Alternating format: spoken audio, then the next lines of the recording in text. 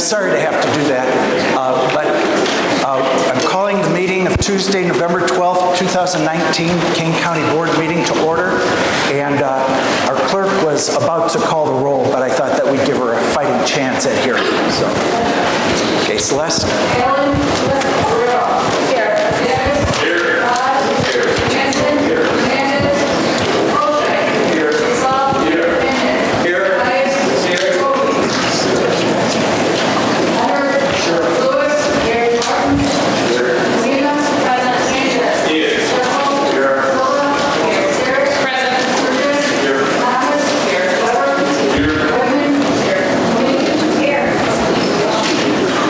Thank you. We have a quorum. Would you please turn off cell phones to avoid distractions over the next hour and a half? Please rise for the pledge and remain standing for the prayer. I'd like to ask Barbara and Nathan from the Human Resources Department to come to the microphone to lead us in the Pledge of Allegiance. And Barb has joined us several months ago and is already making a good, positive impact. Yes. How do I turn it on? I pledge allegiance to the flag of the United States of America and to the republic for which it stands, one nation, under God, indivisible, with liberty and justice for all. Please remain standing.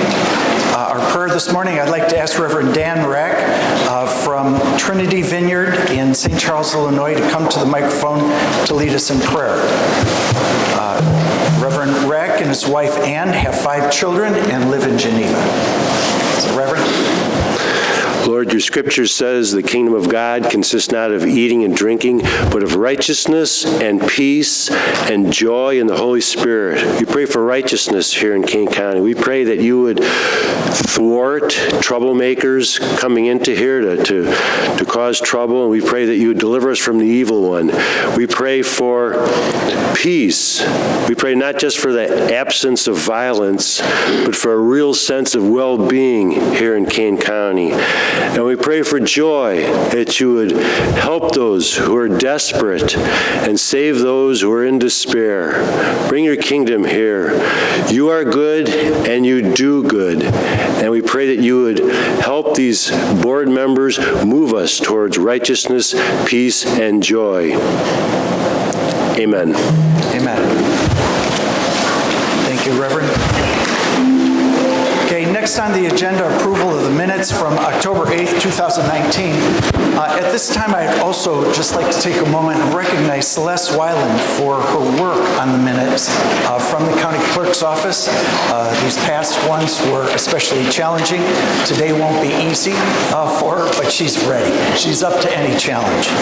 So with that, I'd like to ask for a motion and a second to approve the minutes. So moved by Mr. Frost, second by Ms. Lewis. Any additions, adjustments? Mr. Caius? Thank you. Just a bookkeeping thing. I noticed that Ms. Sterritt came in at the last meeting at about 10:07, but is marked as absent for the remainder of the meeting in the votes, I think. Is that, review that? I think she was here for some votes. No. Those are recorded. Those were recorded in the votes. There were none, and I believe that in the minutes, someplace there's a note of when Ms. Sterritt excused herself. Is that acceptable, Ms. Sterritt? Yes. Okay. Okay. Speakers on agenda and non-agenda items this morning. I believe we have quite a few. Oh, Celeste? Oh, I'm sorry. We have a motion and a second.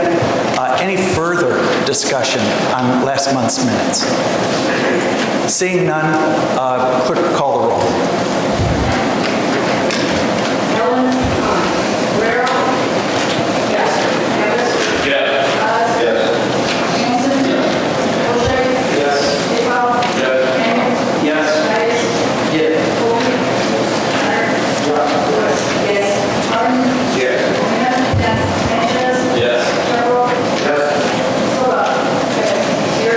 Yes.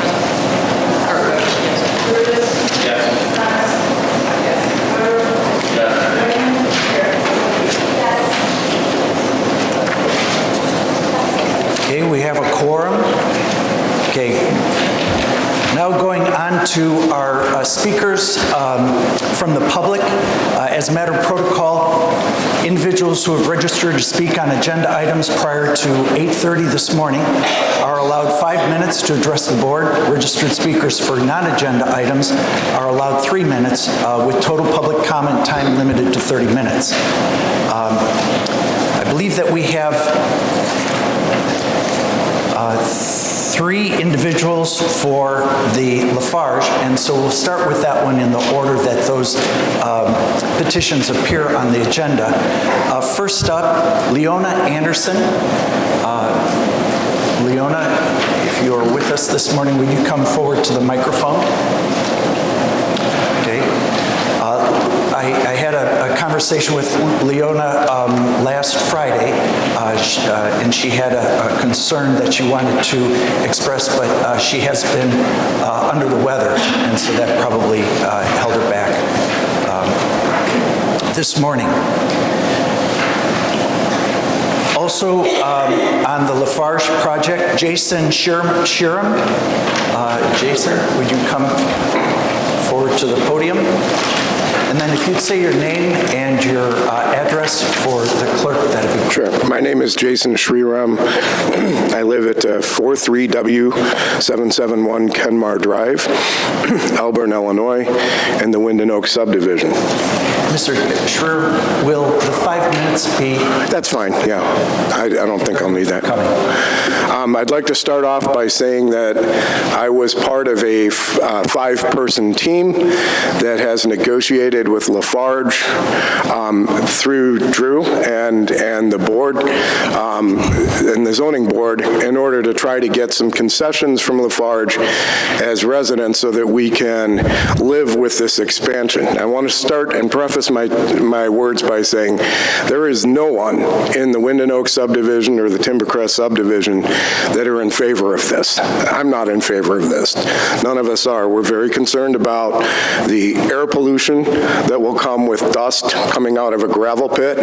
It's directly to the west of us. Everyone knows the wind blows from the west to the east and blows from the south to the north. So, we're very concerned about our air quality being reduced. We're very concerned about noise and the egress that will come out of the pit as the machines move north and move towards our subdivisions.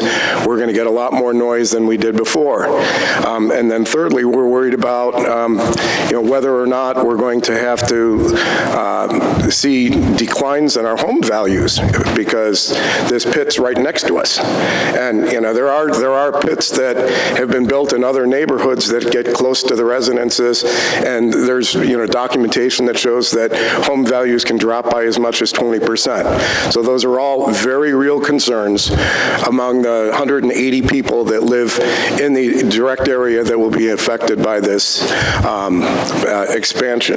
Now that said, our health, our environment, and our home values in jeopardy. We understand that the 2040 zoning says that this is an area that they want to expand to. Lafarge has negotiated in good faith with us to try to alleviate some of these concerns.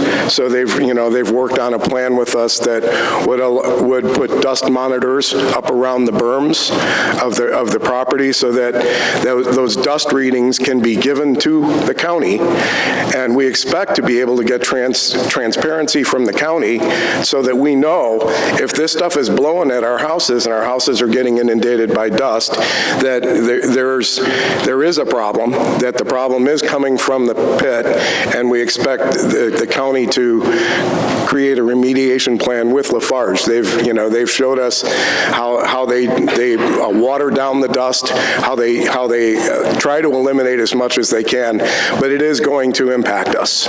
So we're trying to make that as negligible as possible. The second thing is they've agreed to put noise monitors around the berms so that we can monitor noise. One of the things that came out of this negotiation when they first went to the zoning board was the fact that they've been operating 2 shifts for almost 8 years with no consequence to them. And their zoning permit said that they were supposed to work till 6 p.m. So we've been getting a lot of noise in our neighborhoods, and they've agreed that now they're shut down at 6 o'clock, but they still have maintenance operations after that time. I think that should be in consideration here. How is the county going to make sure to enforce what we've agreed to? From your standpoint, we residents don't want to be complaining all the time. We just want to see that there's some enforcement that's put in place. And then thirdly, they've agreed to take all the backup beeping noises off the machines and put on lights so that we're not hearing the constant beep, beep, beep of machines going backwards and forwards at night. So, I would say that we have a decent plan in place should you pass this. But, from the standpoint of myself as a resident and most of the residents that I talk to, we're certainly not in favor of this. But, if it were to pass, we'd be okay with the terms that we have. And I think I gave those to Drew. I don't know if you've sent those to everybody or not, but there is a matrix of all the things we worked on together. So I'd like to thank Drew. I'd like to thank Lafarge because they did come to the table and they did work with us to do this. But, and I appreciate your consideration. Thank you. Thank you, Mr. Sherman. Those make good sense. The idea of enforcement, I know we have a partnership with the residents, but the point you're making is that the agencies at the county need to, be vigilant on that. And we have Mark Van Kerkhoff, we have Lieutenant from the Sheriff's Office, 2 of our main agencies that help in the monitoring and then the enforcement of what those codes are. So thank you very much for your thoughts. Next, John Fay. He's also going to be addressing the Lafarge. So John, nice to see you. Thank you. Thank you, Chairman Laws and members of the board. It's been a long process. I'll try to be brief in the interest of your time. I am the land director for Lafarge for Mid-America region, and I am at 1300 Illinois Route 31 in South Elgin is my office. And I guess first of all, Lafarge has a tremendous investment in Kane County. We have 3 major sites, our South Fox River site in South Elgin, our Conkle site in North Aurora, and our Elburn site, which you're considering today. Our investment is well over $100 million in the county, and we're happy to be here and serve the residents and provide materials. Basically, the materials we provide, the limestone and the rock and the sand and gravel, are the building blocks for everything that's built, in the area. And it's also our policy, both at each site, but corporately overall, to be a good neighbor, and we stress that day in, day out. There's been a number of issues raised by the neighbors. Drew Fries has been excellent, great help in facilitating meetings with the neighbors and the neighbors committee. And Jason mentioned a few minutes ago, we spent many hours in meetings and discussions, in both with the neighbors and then also internally. And we came up with stipulations that go well beyond what your staff recommended. And those stipulations are, Jason covered a number of them. They're noted in the ordinance that you're considering today. They include noise monitoring, dust monitoring, dark lights, retrofitting the lighting on the site, setbacks well beyond what your zoning ordinance calls for from Route 47, and also from the property, residential property along Route Road. So we've extended ourselves, again, well beyond what your code requires. Again, in interest of being a good neighbor, we provide a contact contact information to the neighbors and to the committee, and we encourage them to call us first. Obviously, they can call Mark Van Kerkhoff and his team, and we respect that, but we also ask if they would call us first if there's a noise or a dust or some other complaint. The sand and gravel operation is not pretty. We realize that. It's not like having a nice office building or something next door to you. By the same token, we provide a great service and fill a great need with regard to the construction industry and provide a number of good union jobs for that site, to work that site. But again, our policy is a good neighbor policy. We've gone through the process. There's been several continuances to give the neighbors the opportunity to address for us to address the issues and to work things out. The special use permit, it was noted, it is consistent with the 2040 Kane County Land Use Plan. The Zoning Board of Appeals voted 4-1 in favor, and the Development Committee of the board also voted in favor. And I just make a comment that zoning is really a balance of the rights of the various property owners. It's a balance between Lafarge, in this case, operating and our neighbors, and being able to each be able to use and enjoy the property. And we respect that and realize that.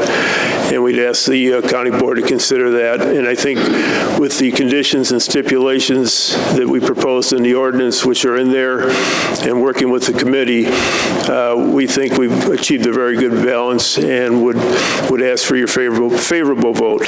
Thank you for your time. Thank you, Mr. Fay. Okay, I'm wondering if Miss Vivian Villejas is here. Yes. Ms. Villejas, thank you very much for coming.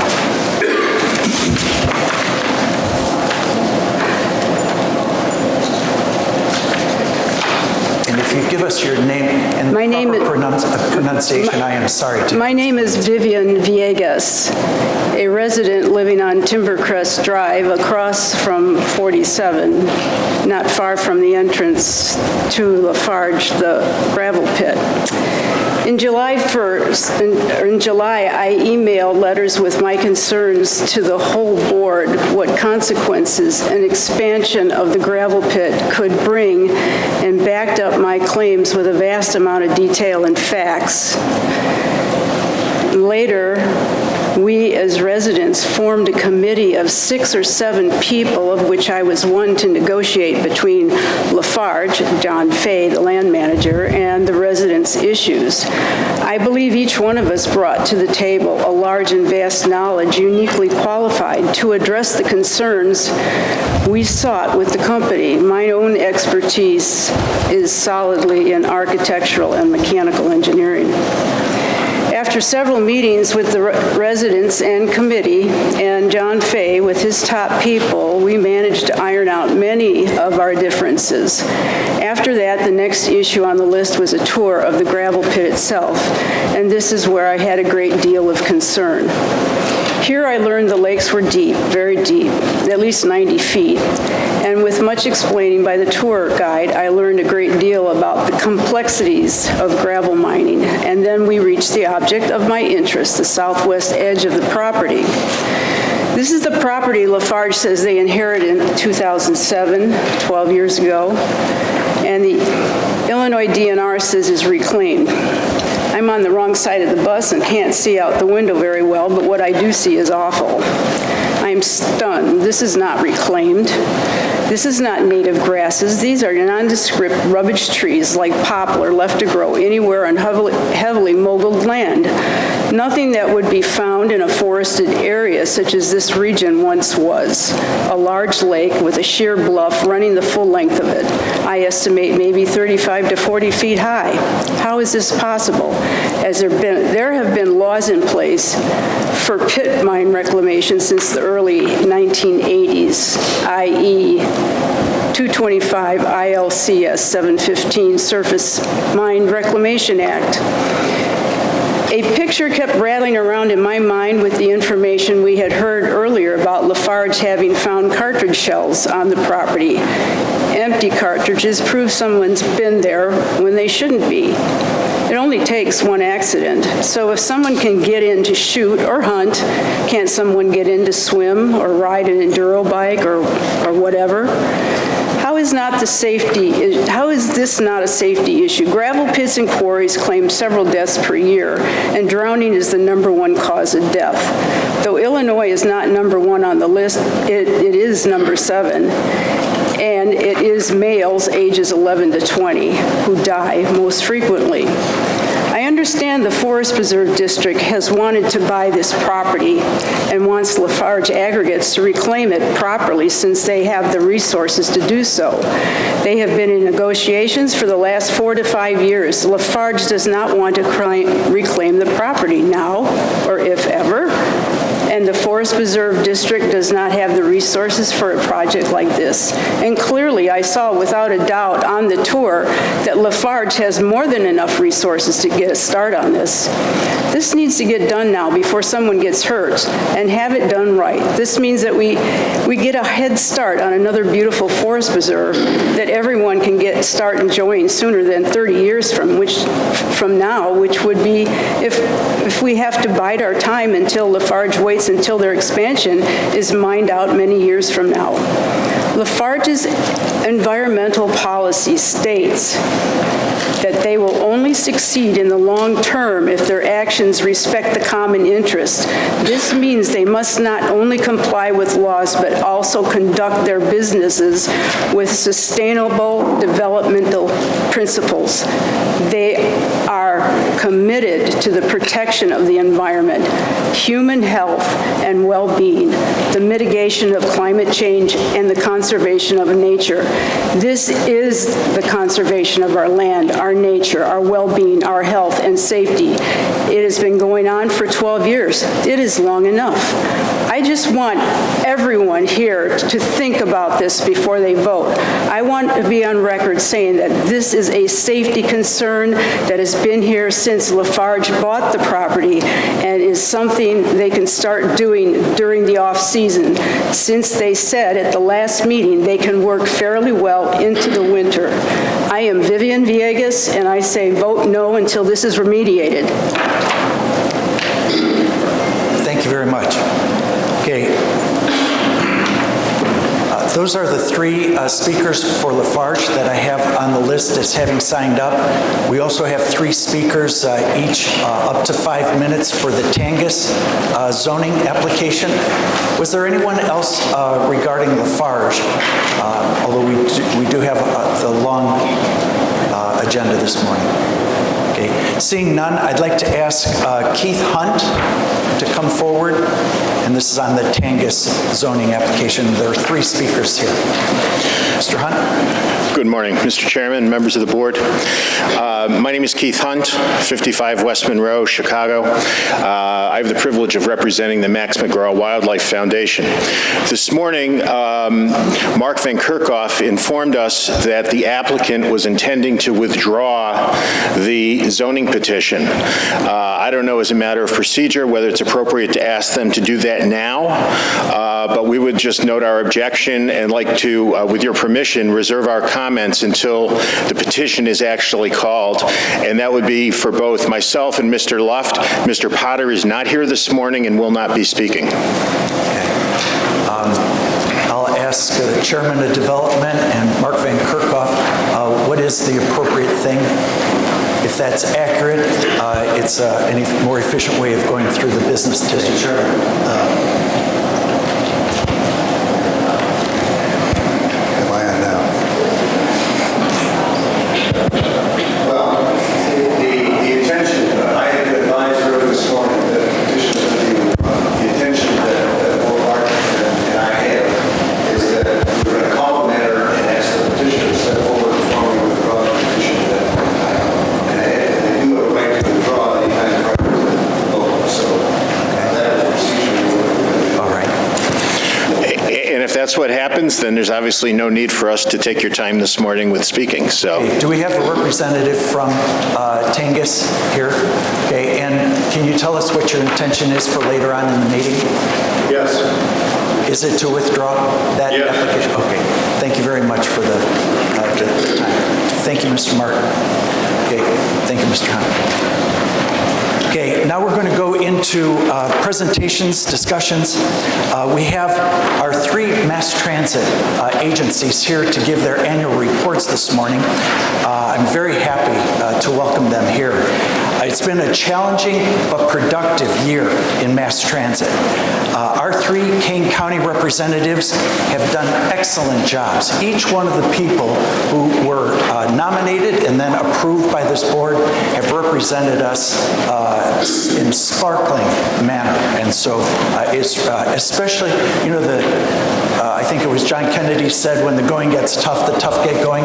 Well, I think that each of our representatives who will speak to us this morning, the tough got going and some positive outcomes.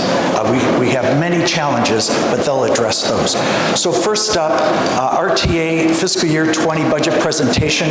Chris Groven will come forward and introduce that portion of the program. Thank you very much, Chris, for your good service. You're welcome. Yes, so as Chris said, I'm Chris Groven. I have the privilege of representing Kane County on the Chicago Regional Transportation Authority Board of Directors. I've been doing it for about a year, so I'm second time here. Exactly a year ago is when I joined. I'm also on the Audit and the Finance Committee, so I get a pretty good view of the budget, and maybe more importantly, the very capable and hardworking people at the RTA and at the service boards that work every year to put this together. Obviously, the budgeting, the planning process every year is very important.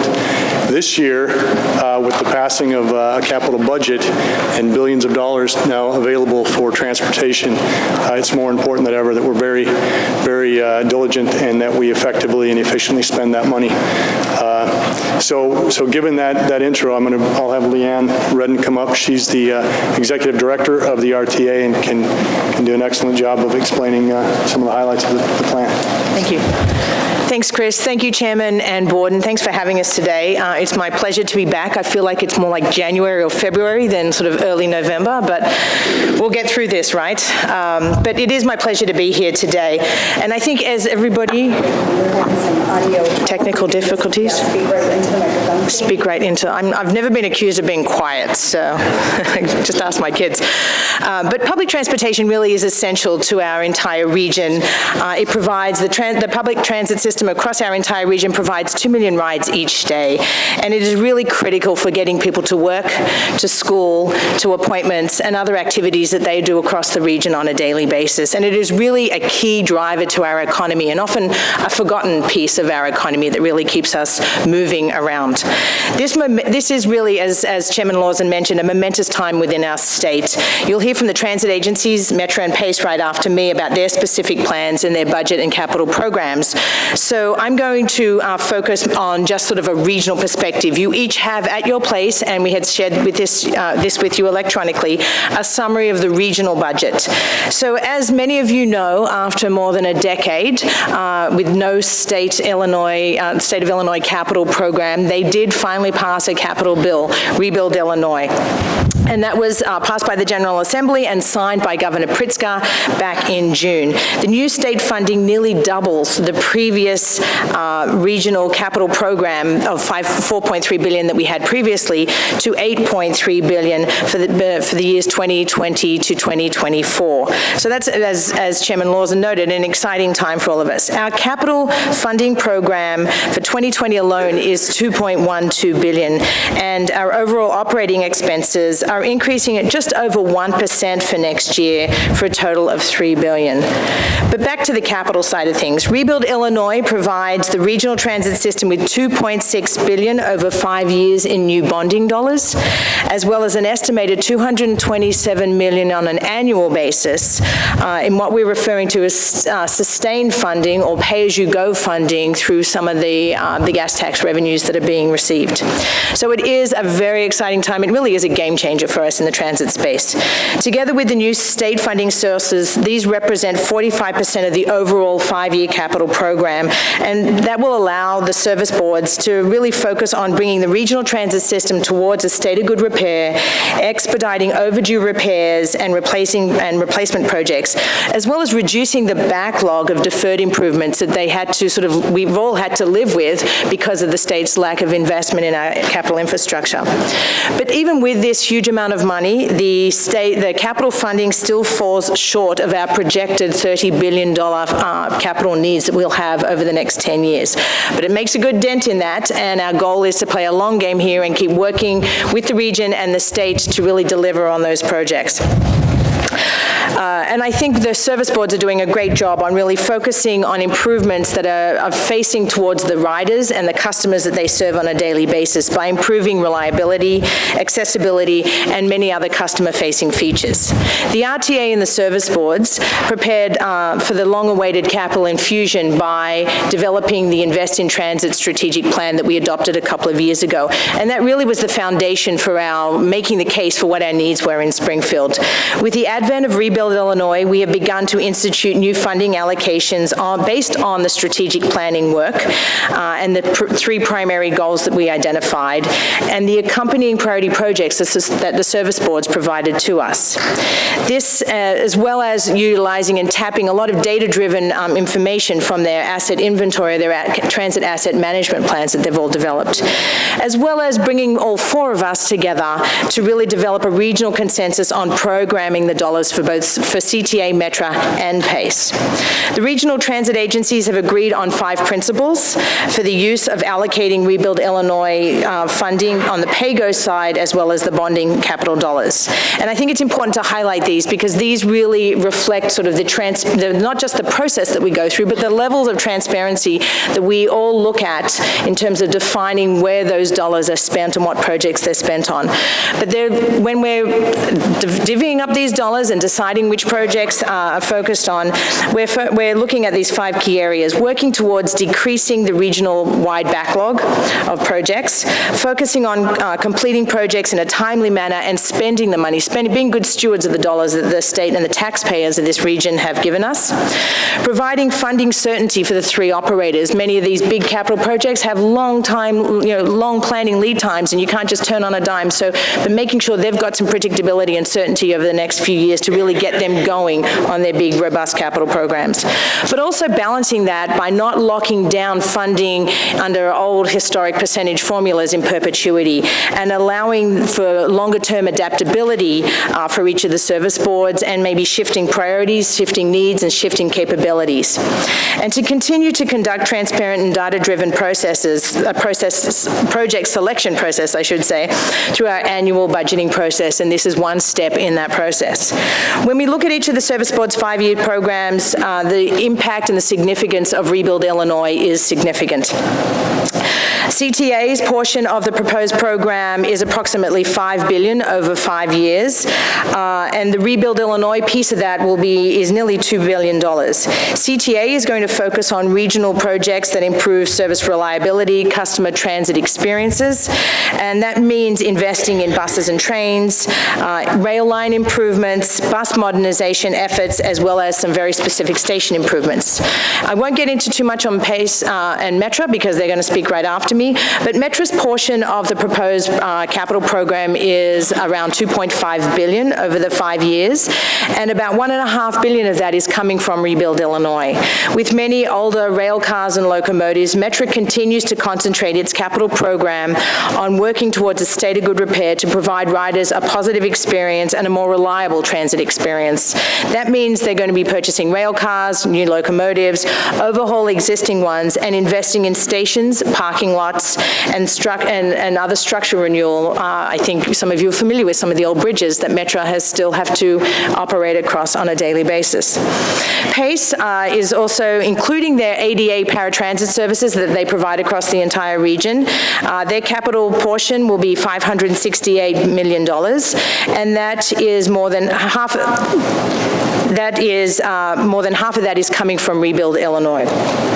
ADA Paratransit will get $20 million in capital funding from the program, and PACE plans to focus its efforts on rolling stock, which is purchase of buses and vehicles and vans, as well as maintaining and expanding some services. They'll also provide a more robust, reliable system for their riders. That means investing in new and existing garages as well, buying new buses, including paratransit vehicles, investing in new technology and some station improvements.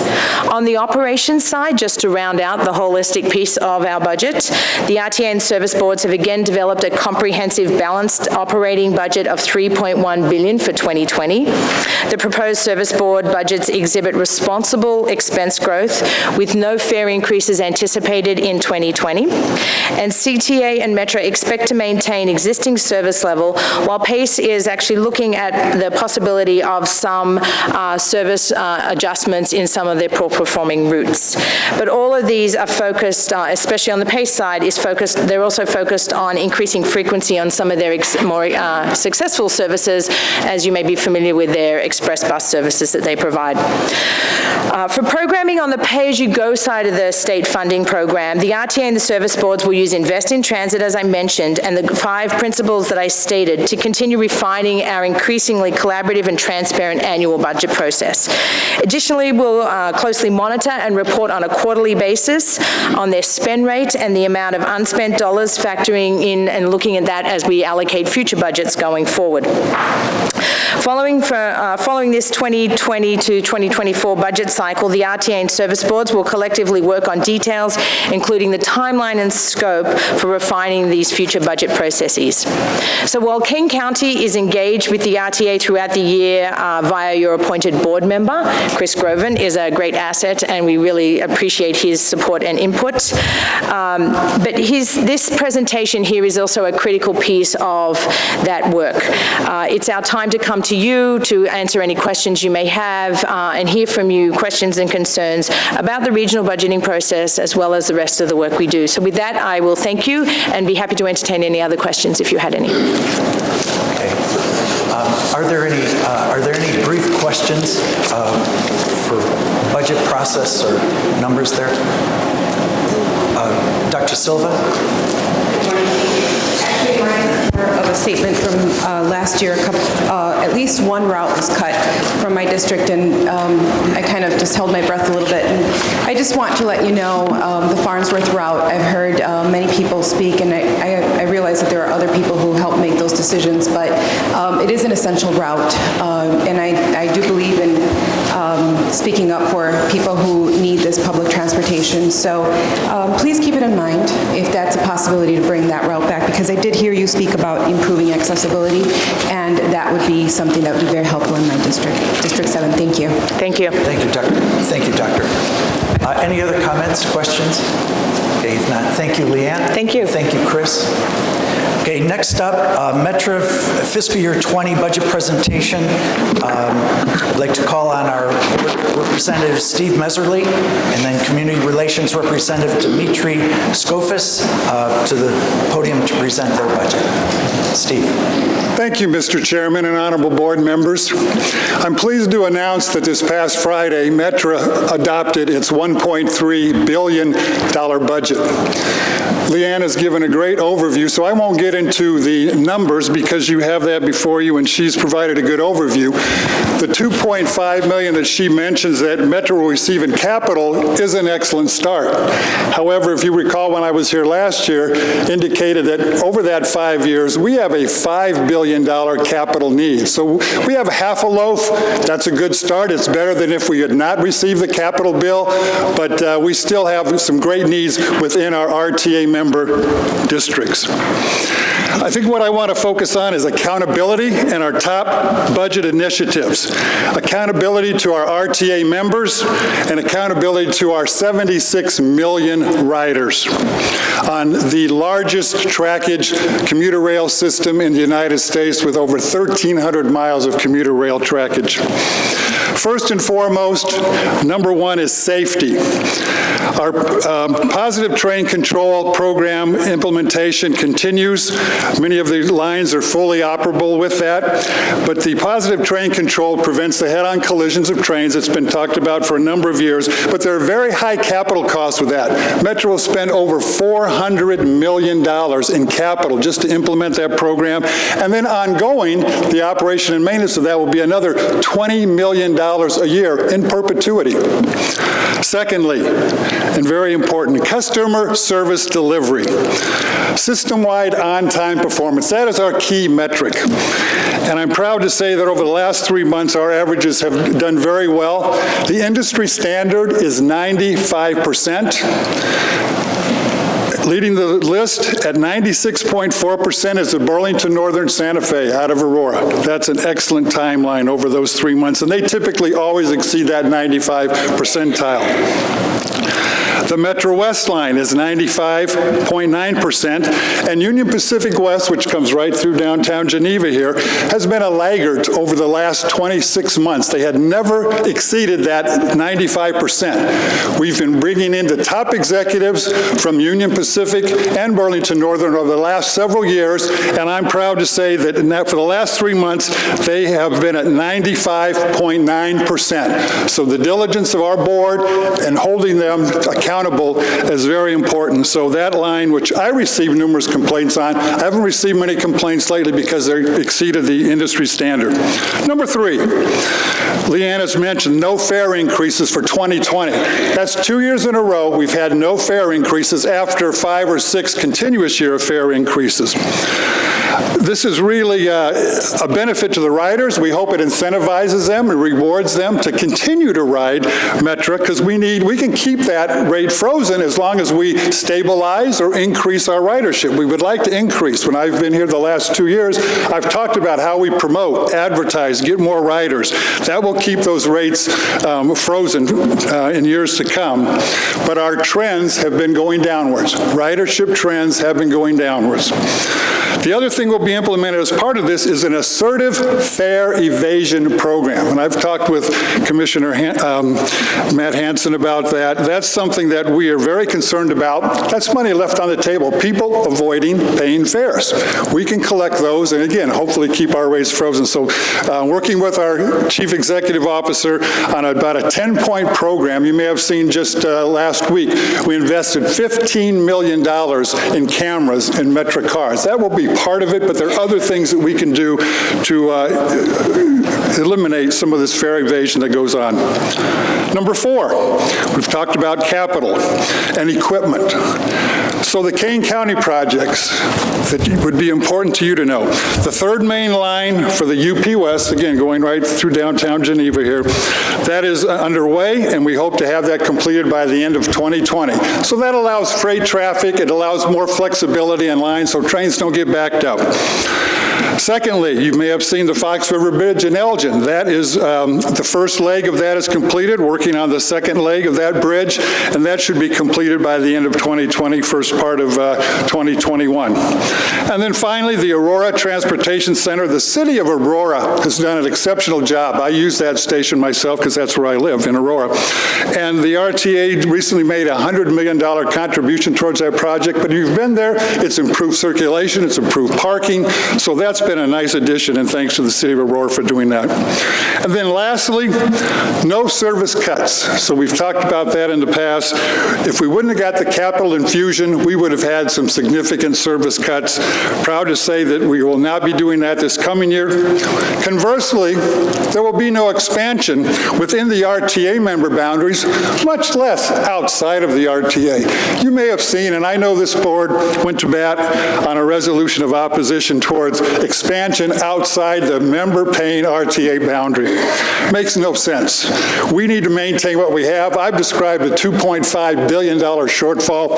Going outside of that, that's something for the future. It makes sense maybe 10, 15, 20 years from now. But right now, we need to maintain what we have. And I want to thank the chairman who has led this board, and you saw your resolution of opposition, which you all supported. But your county board chairman came to our Metro board. It's the only county board chairman to do that. And say, Metro, spend your money to the RTA member counties. He also went to the RTA board, give the same speech, and also with all the county board chairs. So through this board and your chairman, we've heard your message loud and clear, and I represent that. So I understand and appreciate that. So at this point, I'll undertake any questions, but again, I thank you for allowing me to serve. Thank you to Dimitri for being here today, and look forward to continue serving you in this capacity. Thank you very much. Thank you, Steve. Are there questions or comments? Mr. Hanson. Good morning, and thank you. And thank you, and you're welcome to Dimitri, Steve, Leanne, and Chris for coming here today. A lot of us had to dig these out over and over again before we wore them downstate. As someone who's in organized labor as a railroader, people that live noise and dirt and grime and diesel and creosote went to bat for these service boards and for infrastructure that led to public transit in Springfield, and it worked out great. And thank you for not only taking care of rolling stock, but taking care of structures and facilities too that benefit all of us. We shouldn't have to live in the grime and the dirt and the noise and the diesel and the creosote when we have our labor facilities. So thanks for all that you did.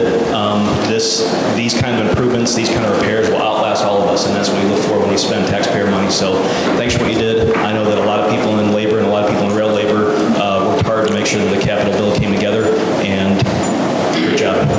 Thank you. Okay, thank you, Mr. Hanson. Any other comments or questions? Again, thank you very much. Thank you.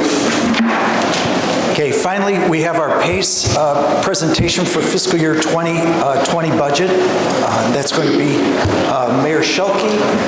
It is a delight to serve with Jeff Shelkey with his vast reservoir of experience and devotion to his constituents.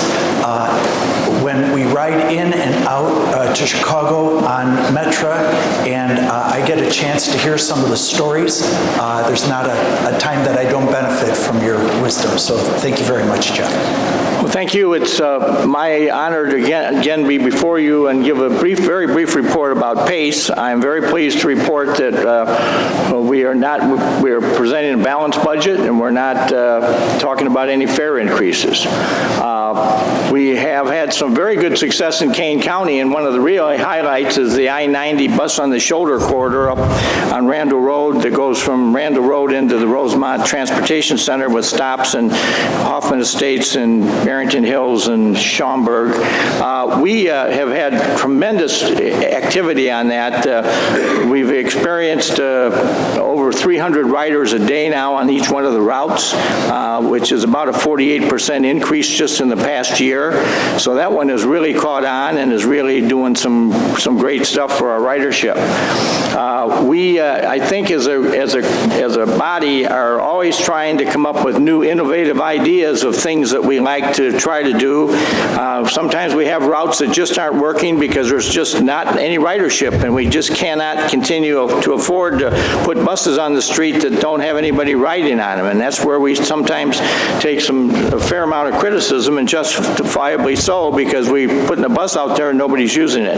So the staff closely watches that, and the one thing I would like to say is we are in Kane County extremely fortunate to have working for you folks the Kane County Department of Transportation. Now, I serve in Chicago as chairman of the Chicago Metropolitan Agency for Planning's Council of Mayors, and that's the group that kind of oversees the federal transportation dollars and the land planning for the area. I want to tell you that your staff is held with as much admiration and respect as any is in the entire Chicagoland region. So the people you've put in place for you to represent you in Chicago at the working level really are some folks that really know what they're talking about and what they're doing, and I think Kane County has benefited dramatically in a favorable way because of the Kane County Department of Transportation. Our one big change this year at Pace has been that after about a 20-year run, T.J. Ross retired as our executive director, and we promoted from within. We brought up Rocky Donahue, who was a deputy director, and he has now assumed the role of executive director, and I've got him here with me to speak for you for just a couple minutes. One of the things I've asked him to talk to you about is that we are adjusting a couple of the routes in Kane County as to how we do the ridership thing, how we pick them up, and how the routes work, and Rocky's going to speak on that for just a minute. Rocky? Sure. Thank you, Mayor Shelkey, and thank you, Chairman Lawson and members of the board. Again, I'm Rocky Donahue.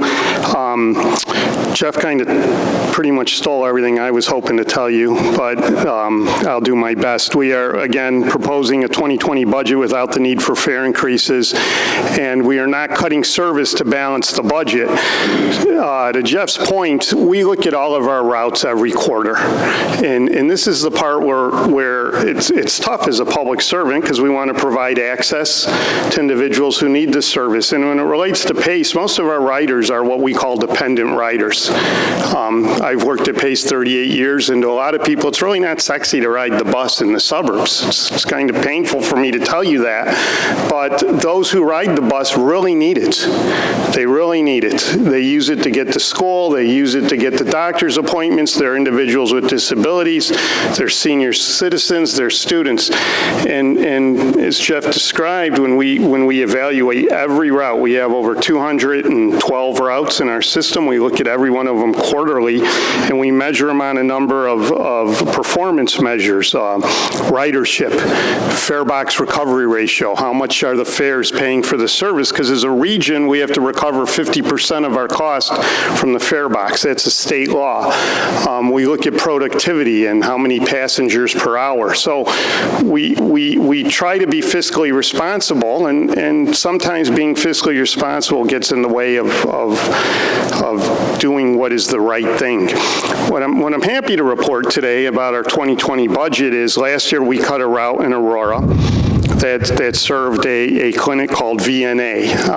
I'm not as familiar maybe with VNA as some of you are, but I've had the opportunity in 2019 to meet with VNA a number of times, and with the city of Aurora and with Aurora Township, and I'm happy to tell you we are giving a grant to Aurora Township in 2020 for $40,000 to continue to serve the VNA through more of a call-and ride type of system as opposed to running a big bus up and down the street. And I think to Mayor Shelkey's credit and point, we heard from the community, look at, again, we understand you need to be fiscally responsible, but this is a center that serves a lot of individuals who wouldn't have access to health care if you didn't provide this. We basically are still saving about $70,000. That route used to cost around $110,000. We believe we found an alternative that is now going to cost Pace $40,000, and we're able to reinvest that $70,000 into more productive services like the I-90 service. A couple things really quickly, because I know your time is limited. I really want to thank the RTA, Metro, and even CTA who aren't here. I've been at Pace 38 years, and I can tell you this is probably the best cooperation, coordination, communication amongst the RTA and the service boards that I have seen in my 38 years. And that's a credit to the leadership at RTA as well as the leadership at Metro and Pace, because we're often criticized. Do you guys even talk? Do you guys even try to work together? And I can honestly tell you, we're doing that. You've heard a lot about the Capital Bill. The Capital Bill for Pace is historic. It's going to allow us to transform our agency. For Kane County specifically, we are hoping in 2020 to start expanding our garage in Elgin in order to accommodate the record growth we're seeing on our I-90 service. So I know you have a busy meeting. Again, I appreciate the partnership and the excellent relationship we have with Kane County and their staff, and be happy to answer any questions or comments that the board may have. Thank you, Mr. Donahue. Questions, Ms. Sterrett? Yes, please. First of all, thank you very much for the work that you're doing, and I'm a little bit biased with Mayor Schelke, as he's in Batavia, which is in my district. So, but I wanted to thank you for making sure that you have the VNA included in there. The Visiting Nurses Association is an excellent program. It is one that, as you said, really does make a huge difference for women, for children, for all. So thank you very much for making that a priority as well. Okay, other comments or questions? Mr. Caius. Thank you, Mr. Chairman and Board. Yeah, I want to just echo Ms. Sterrett's comments and say thank you to the CTA. Earlier this year, we had a situation in the Foxview Apartments in my district in the northern part of the county. And we had, the CTA responded very well, holding public hearings and working with the mayor of Partnersville, the managers of the apartment complex, and this is it's a big complex too, so there's a lot of people in that use that service. Pastor Ball, John Skillman, who's the mayor of Carpentersville, and the board with Jeff Frost and Jim Malone, and CTA all worked together. It was resolved relatively quickly, relatively painless, and satisfactorily, I think. Thank you very much. Thank you. Mr. Caius, and I'm assuming that you mean rather than CTA, Chicago Transit Authority, you mean PACE. PACE. Because, I mean, you're right about the close attention that they give us. Yes. Okay. All right. Dr. Iqbal, I think that you had a comment. Mr. Chairman, I would like to thank PACE for the two buses that they are operating, 603 and 605, from Elgin going to Rosemont. It's a tremendous help for Elginites to go to the airport or to be connected with Chicago at a very low cost. I used to spend $60 on a limo to go to the airport, and now it's less than $6. So thank you. Dr. Iqbal, that's one of Jeff Schelke's favorite routes, and the creation of that. So, good. Any other comments or questions? If not, thank you very much. Thank you. Appreciate all your work. And that's the completion of those three presentations. Would you mind giving these folks who do such an excellent job a hand, please, for their service?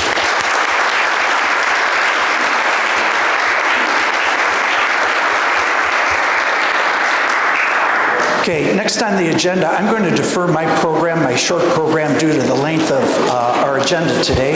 And with that, we'll go to zoning petitions. I'd like to ask Development Committee Chairman John Martin to rise, discuss, and take us through the appropriate procedures to approve the zoning petitions on today's agenda. And there are 7 of them. Mr. Martin. Thank you, Mr. Chairman. The first matter before us today is petition 4508.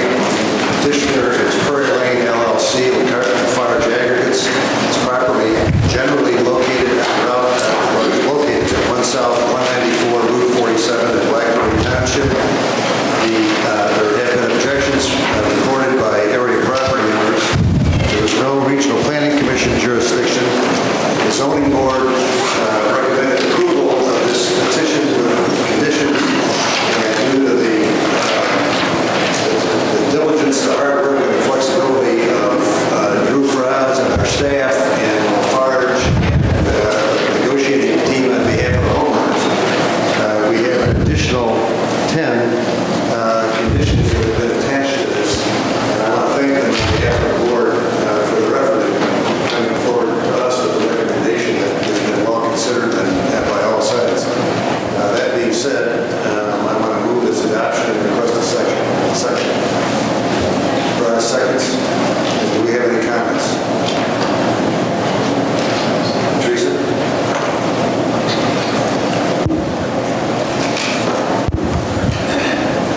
Thank you.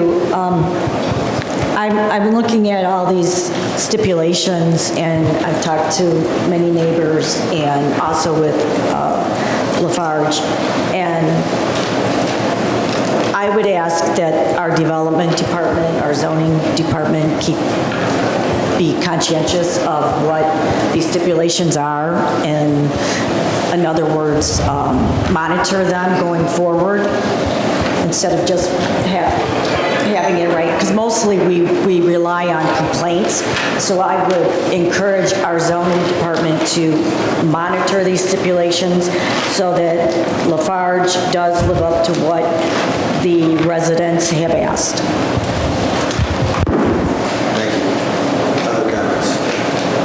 Angie? Thank you, Mr. Chairman. My question is for Director Van Kerkhoff.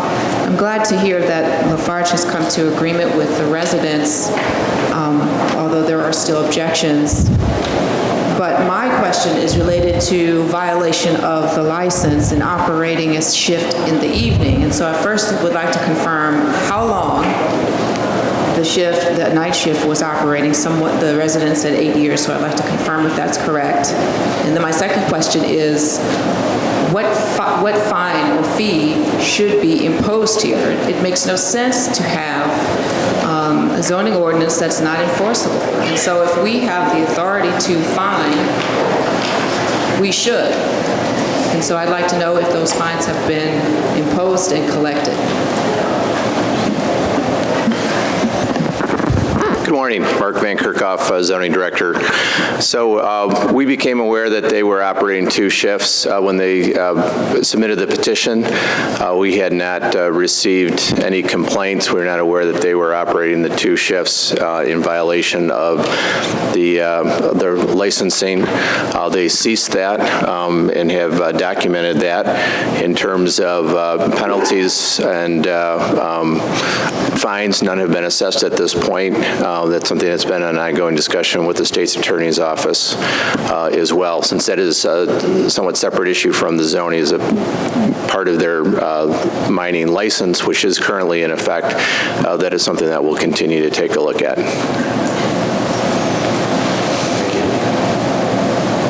Mr. Caius? Thank you, Mr. Martin. And thank you, Board. I'd just like to offer my perspective, as I have been a 10-year resident in Algonquin Lakes in the south side of Algonquin, which is actually a reclaimed rock quarry, gravel quarry. Algonquin, the lake, and it's actually built in the rock pit. We are on the north side of an active operating pit, not unlike, but similar to Lafarge, certainly not identical to, but similar to. In fact, we have a grade school that is right next to the property where they're excavating gravel on the other side of their property. And as far as I know, we have been, and actually when the wind's blowing from the south, we can still hear as the resident, and I thank the residents for commenting as well and working with the property owner. We can hear the wind blows from the south. We hear them operating their equipment down there, but it's certainly not completely objectionable. It's just part of the background noise in our neighborhood, more or less, and we don't seem to have any effect. So I want to offer the residents the ray of hope that with the cooperation of the property owners, it can be accomplished to have a good quality of life and still have a commercial operation in the gravel very close to yours. And so maybe with Mr. Fay and the counties, as Teresa said, enforcement or oversight, we can have cooperation in the future and make it work. So just to mention that I am in favor of it for those reasons that I think it can work.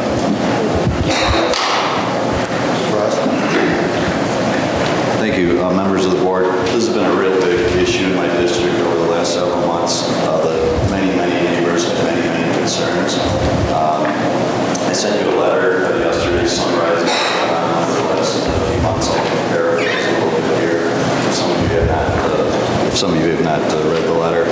But again, over the last 4 months, we've tabled this issue 4 times. We tabled it twice at ZBA, twice at the Development Committee. It ultimately passed both those organizations. Separate from the county's process, we organized 5 community meetings with the neighbors. This is outside, again, the county process. One of those meetings had 50 people and lasted 4 hours. So we were able to pretty much vent all the concerns. We talked about the options, which was go for an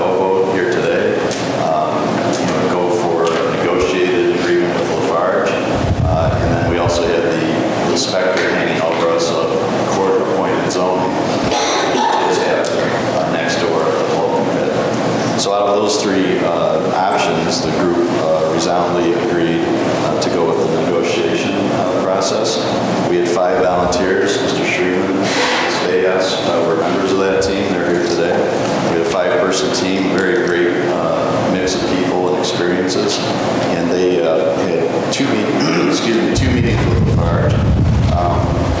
Negotiating meetings. The first one where they discussed all their concerns, and then there was a tour of the entire facility. And then the second meeting, Lafarge came back and pretty much agreed to those concerns with various adjustments.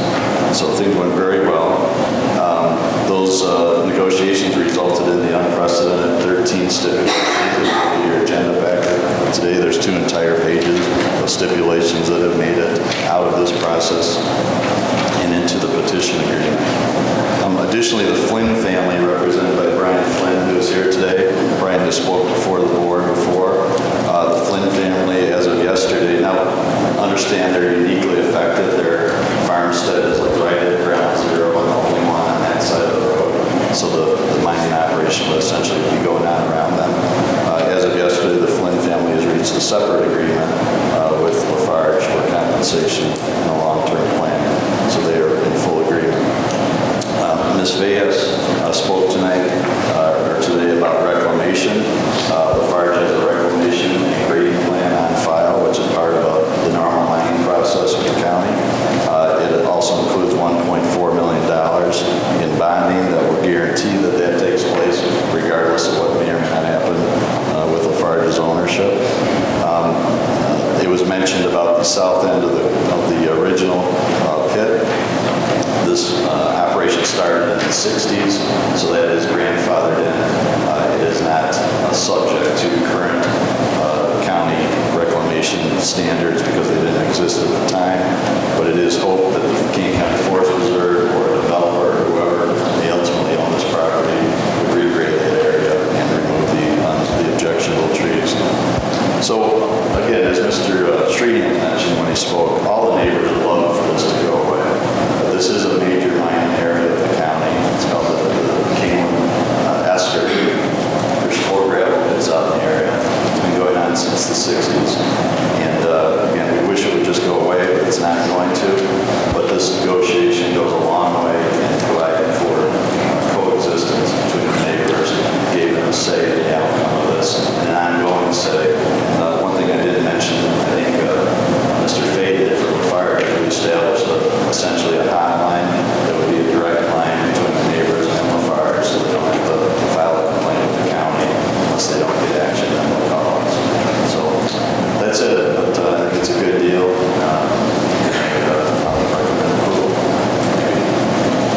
Thank you.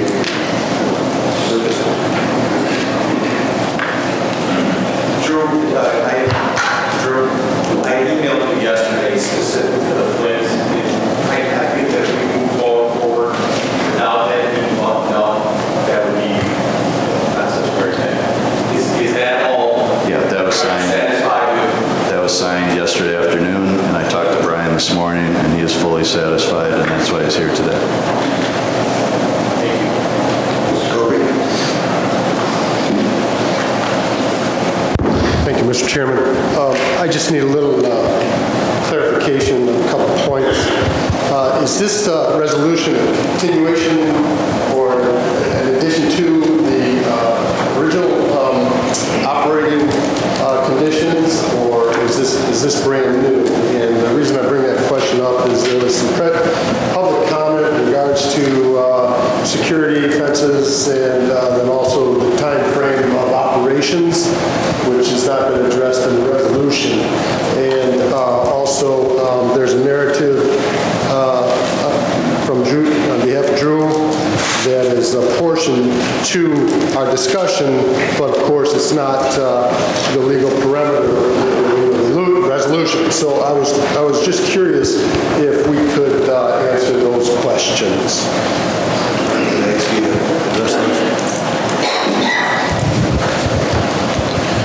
Sure. Good morning again.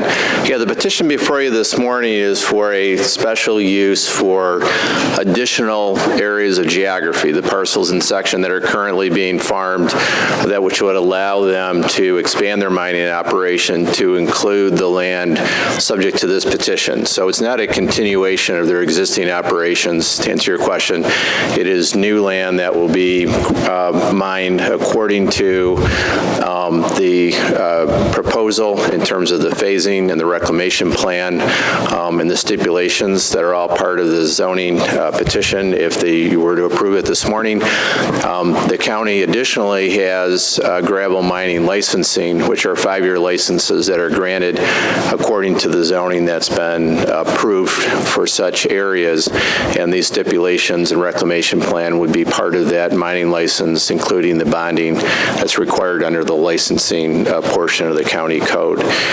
So I hope that answers your question, but I'd be happy to answer any additional.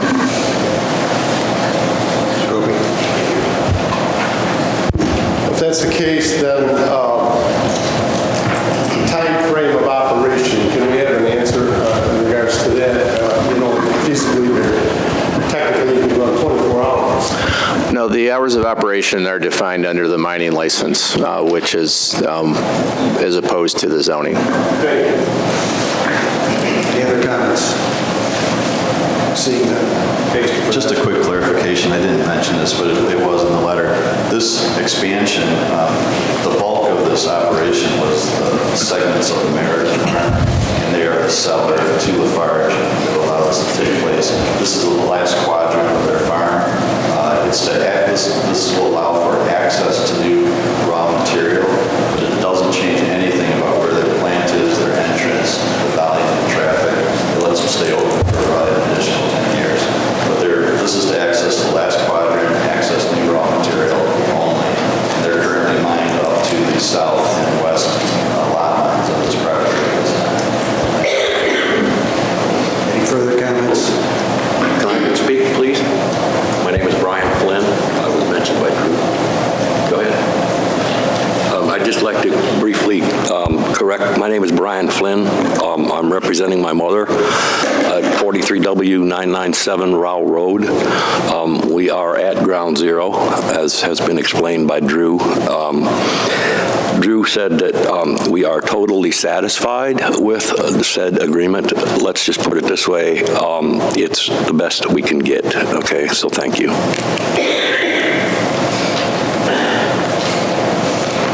No further comment? Will the clerk please call the roll?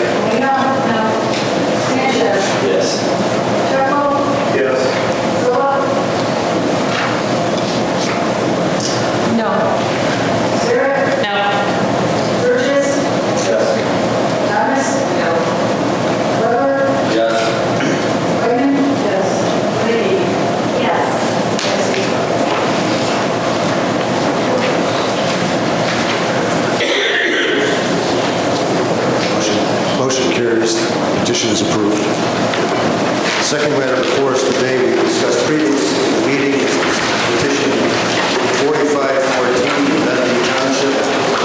We received a notification this morning that this petition is going to be withdrawn. At this point in time, I would ask the petitioner to step forward and confirm that.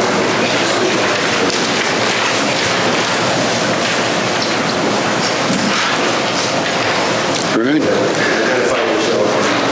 I'm Bruce Olerking, reside at 156 Ashton Lane, Crystal Lake, Illinois, 60014.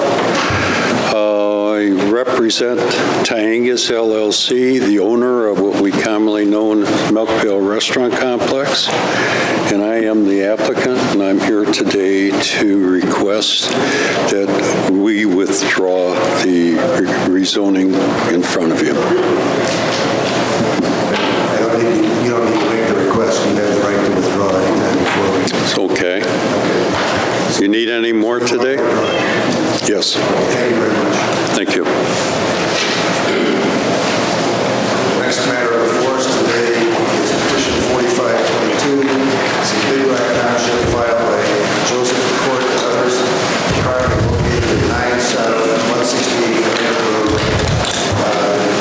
Action sought a regional district farming to F1 district rural residential.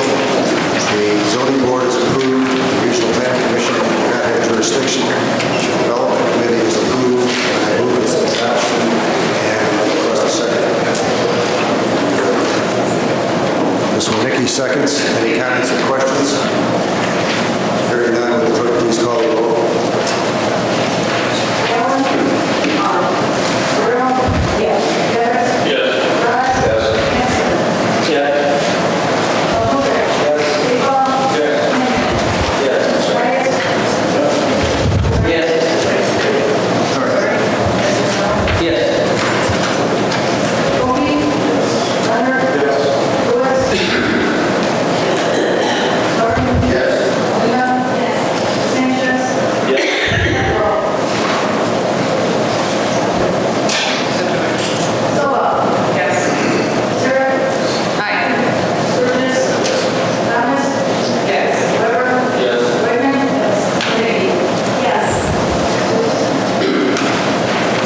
Motion carries. Next is petition 4523. It's filed by Cynthia Vargas, Blackbird Township, and property commonly known as 44 West 670 Kessler Road. The action sought is rezoning from F-District farming to E1 District Estate Residential with a right-of-way setback variance for an attached garage. The Regional Planning Commission did not have jurisdiction. The zoning board voted approval with one condition. The Development Committee recommended approval with the adoption also of that condition. I move its adoption. Request a second. Mr. Fry, seconds. Any comments or questions? Mr. Fry? This petition and the next one for Mr. Splain are adjacent properties. They're both in my district, and I'm actually an adjacent property owner too, and I do support them. They're right on the edge of the municipal limits of Elburn, so the estate zoning would be very appropriate. It's an old farmstead. It's no longer active as a farm. Thank you. Yes. Please call the roll.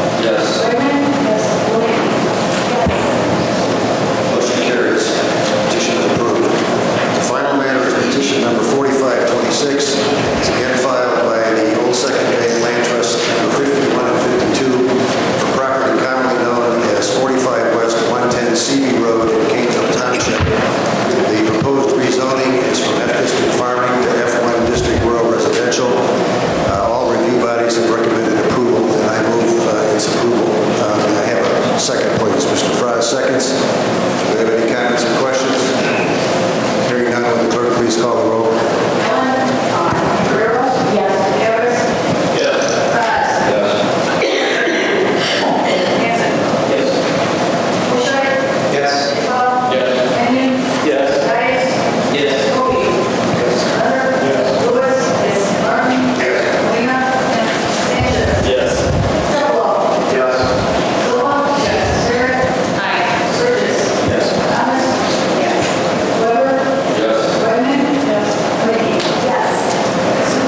Motion carries. The petition is approved. That concludes the petitions, Mr. Chairman. Thank you. Well done, Mr. Martin. We're all very grateful for your lifetime of experience and expertise and leadership on these specific zoning matters. I'd also like to recognize Mr. Fraz and other people who have worked on these projects, but especially Mr. Fraz for the complex work done on several of these. And also Mark Van Kerkhoff, thank you very much for you and your staff's work on these. So, next on the agenda is the fiscal year 20 budget ordinance and resolutions. I'd like to ask Finance Committee Chairman John Hoshite to rise, make a motion to approve each of the tax levy resolutions in the 2020 budget ordinance individually, and we will take a roll call vote, which is required on each. So, Mr. Hoshite. All right, I'll move 19366, which is the 2020 annual appropriations. So moved by Mr. Hoshite, second by Mr. Leonard. Any thoughts or comments, questions? If not, clerk, call the roll.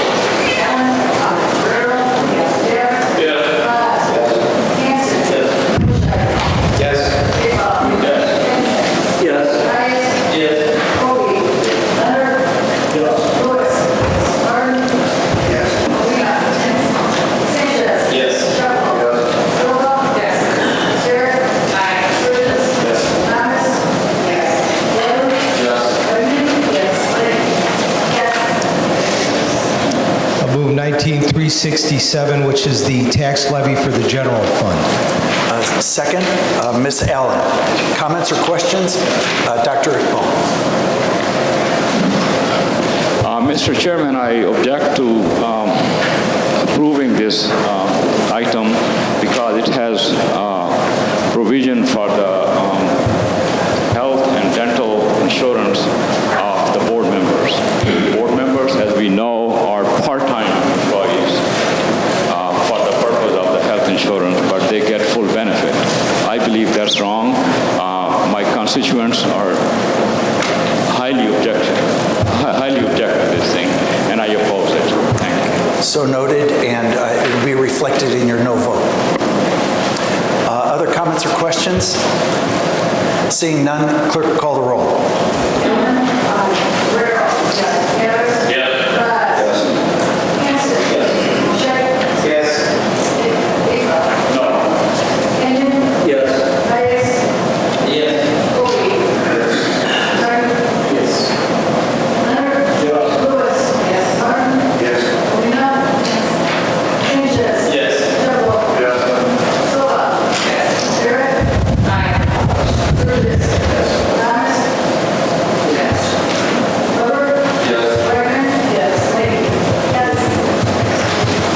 I'll move 19368, which is the levy for the insurance liability fund. So moved by Mr. Hoshite, second by Ms. Wodnicki. Any thoughts or comments? Seeing none, clerk, call the roll.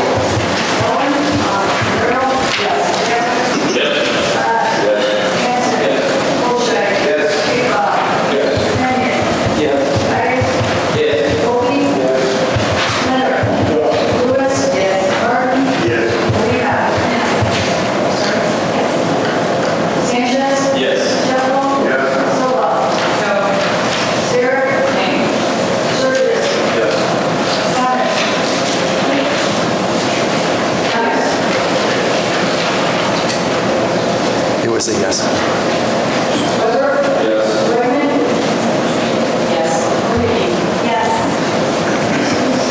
I move 19369, which is the levy for the Illinois Municipal Retirement Fund. So moved by Mr. Hoshite, second by Mr. Fraz.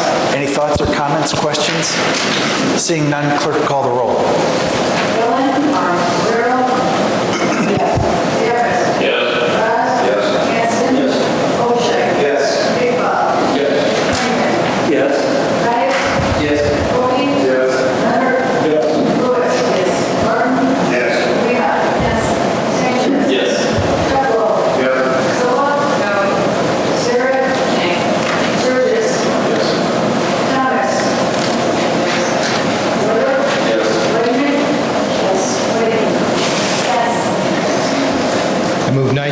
19370, which is the tax levy for the Social Security Fund. So moved by Mr. Hoshite, second by Mr. Martin, or excuse me, by Mr. Hanson.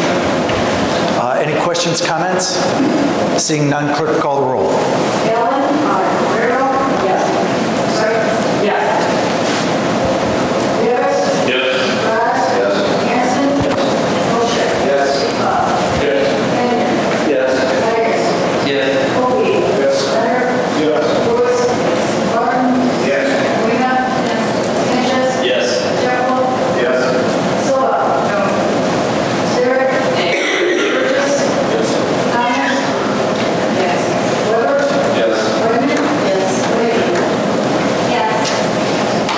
I move 19371, which is the levy for the County Highway Fund.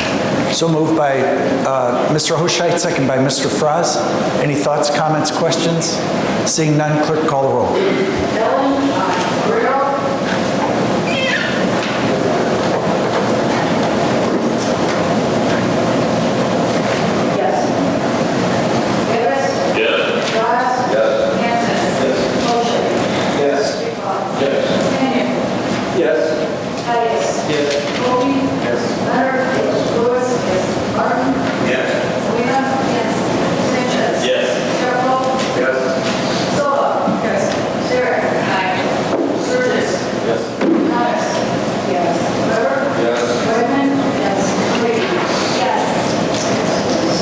I move 19372, which is the levy for the County Bridge Fund. So moved by Mr. Hoshite, second by Mr. Fraz. Any questions, comments?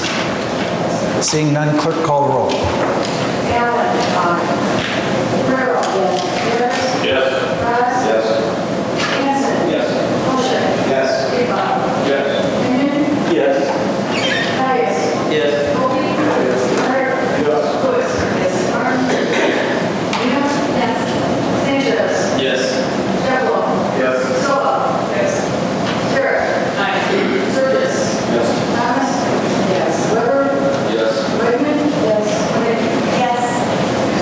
I move 19373, which is the levy for the County Highway Matching Fund. So moved by Mr. Hoshite, second by Mr. Fraz. Any thoughts, questions, comments? Seeing none, clerk call the roll.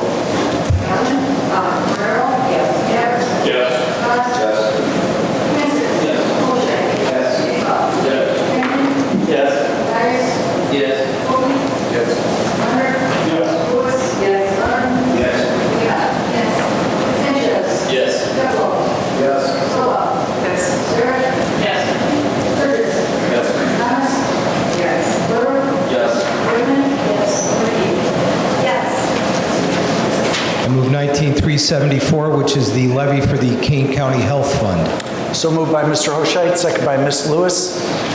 Any thoughts, comments, questions? Seeing none, clerk call the roll.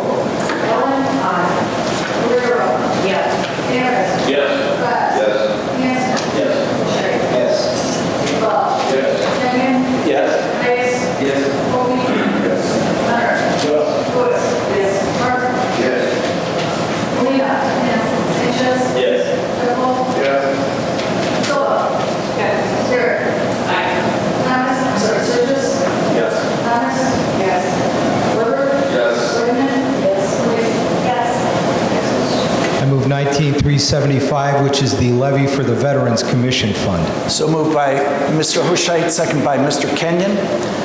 Any thoughts, questions, comments? Seeing none, clerk call the roll.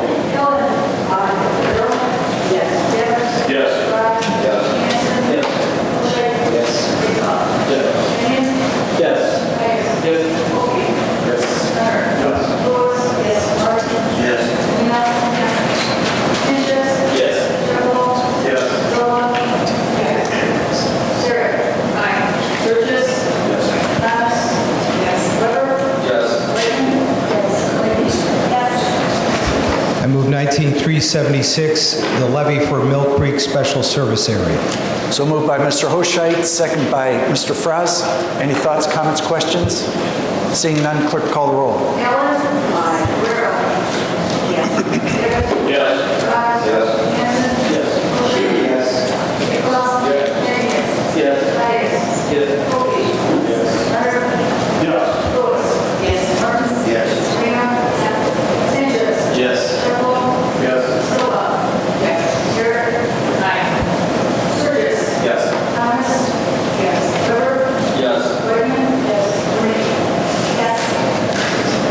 move 19377, the levy for Middle Creek Special Billing Area. So moved by Mr. Hoshite, second by Ms. Wonicky.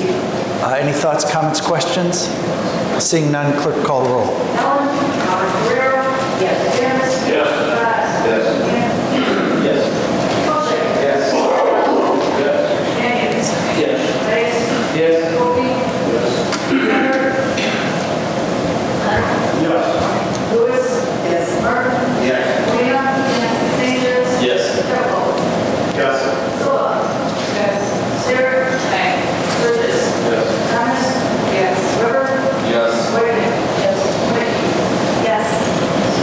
I move 19378, the levy for Sunvale Special Billing Area. So moved by Mr. Hoshite, second by Mr. Fraz. Any thoughts, questions, comments? Seeing none, clerk call the roll.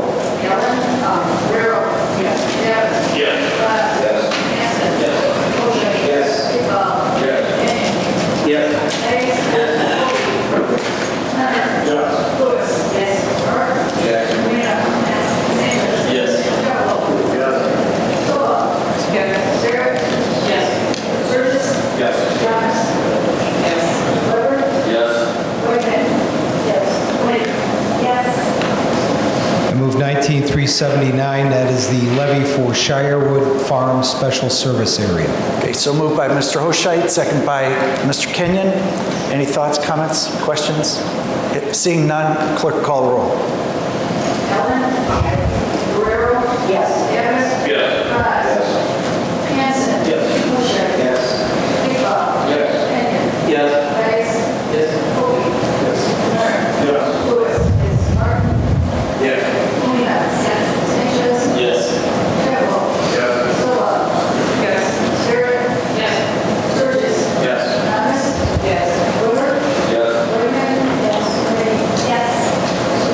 I move 19380, the levy for Ogden Gardens Special Billing Area. So moved by Mr. Hoshite, second by Dr. Silva.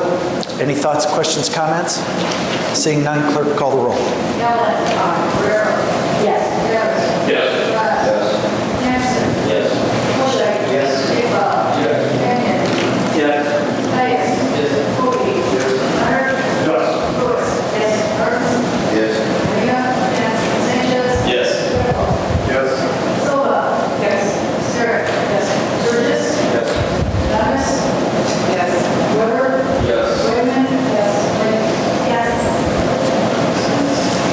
I move 19381, the levy for Wildwood West Special Billing Area. So moved by Mr. Hoshite, second by Mr. Fraz.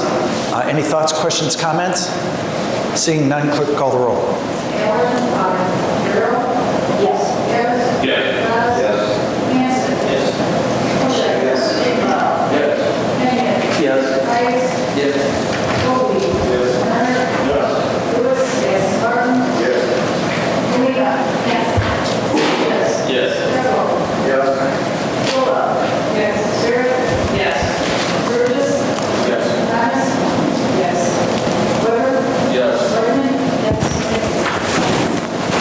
I move 19382, the levy for Cheval DeSalle Special Billing Area.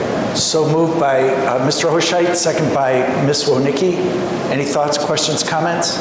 Seeing none, clerk call the roll.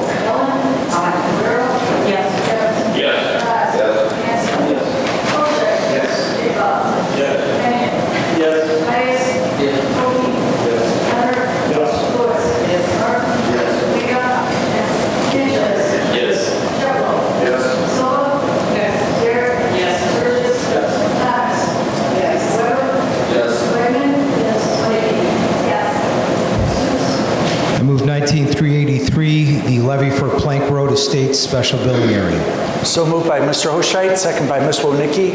Any thoughts, comments, questions? Seeing none, clerk call the roll.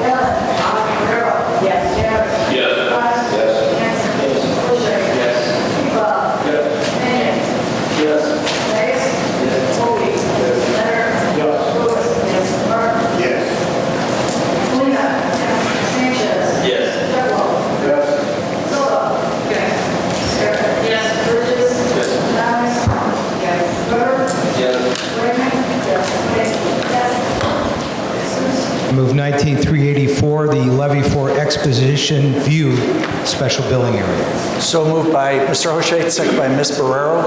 Any thoughts, comments, questions? Seeing none, clerk call the roll.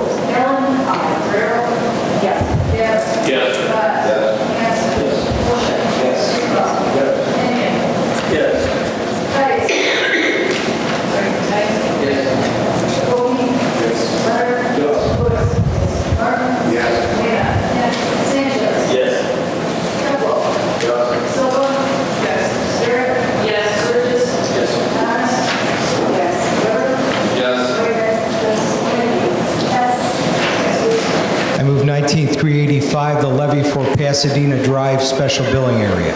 So moved by Mr. Hoshait, second by Ms. Allen. Any thoughts, comments, questions? Seeing none, clerk call the roll.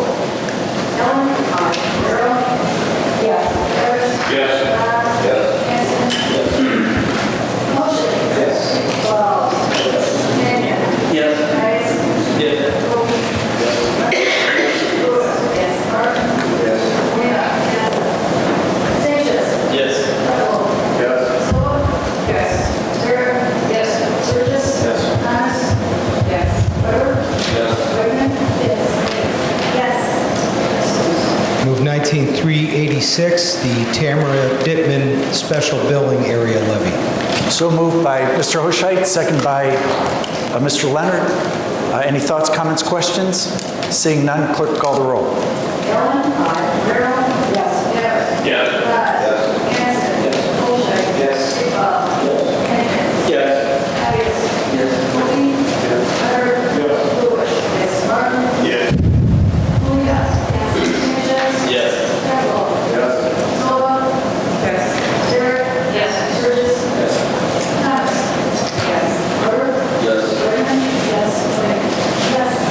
Finally, I move 19387, levy for Crane Road Estates Special Billing Area. So moved by Mr. Hoshait, second by Mr. Davis. Any thoughts, questions, comments? Seeing none, clerk call the roll.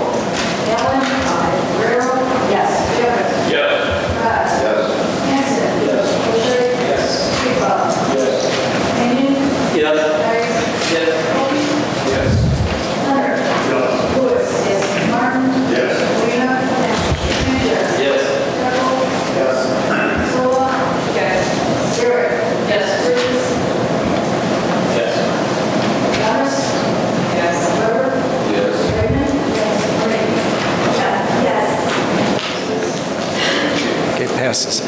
Again, I'd like to recognize the exceptional work that's done by our Chairman of Budget and Finance, Mr. John Hoshait, both a accomplished lawyer and CPA. We're very fortunate to have John on board. Okay, on to resolutions and ordinances. Would anyone like to remove any item from the consent agenda? Seeing none. Mr. Chairman, item number 404 should be removed from next month's agenda because under the internal operating rules of the county board, those sections cannot be amended the first day it's introduced to the board. So that's going to be moved next month. All right. Thank you for that caution on time. That's 404, and was there a second? Just that one? Okay. So we'll remove that, and it's just a matter of procedure. We'll defer that to next month. So do I have a motion and a second to approve the consent agenda with the exception, which is going to be, excuse me, Mr. Caius. Could you please remove 408 and 409? Okay, 408 and 409. Okay, so may I have a motion and a second to approve the consent agenda with, excuse me, Dr. Silva. Thank you, Mr. Chairman. I believe my colleague Thomas had her hand up first, but 19-405, please.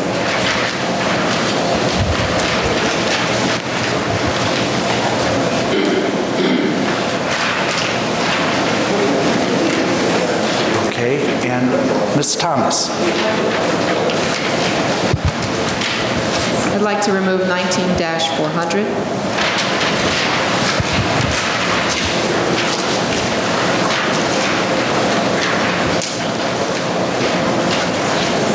Okay, any others?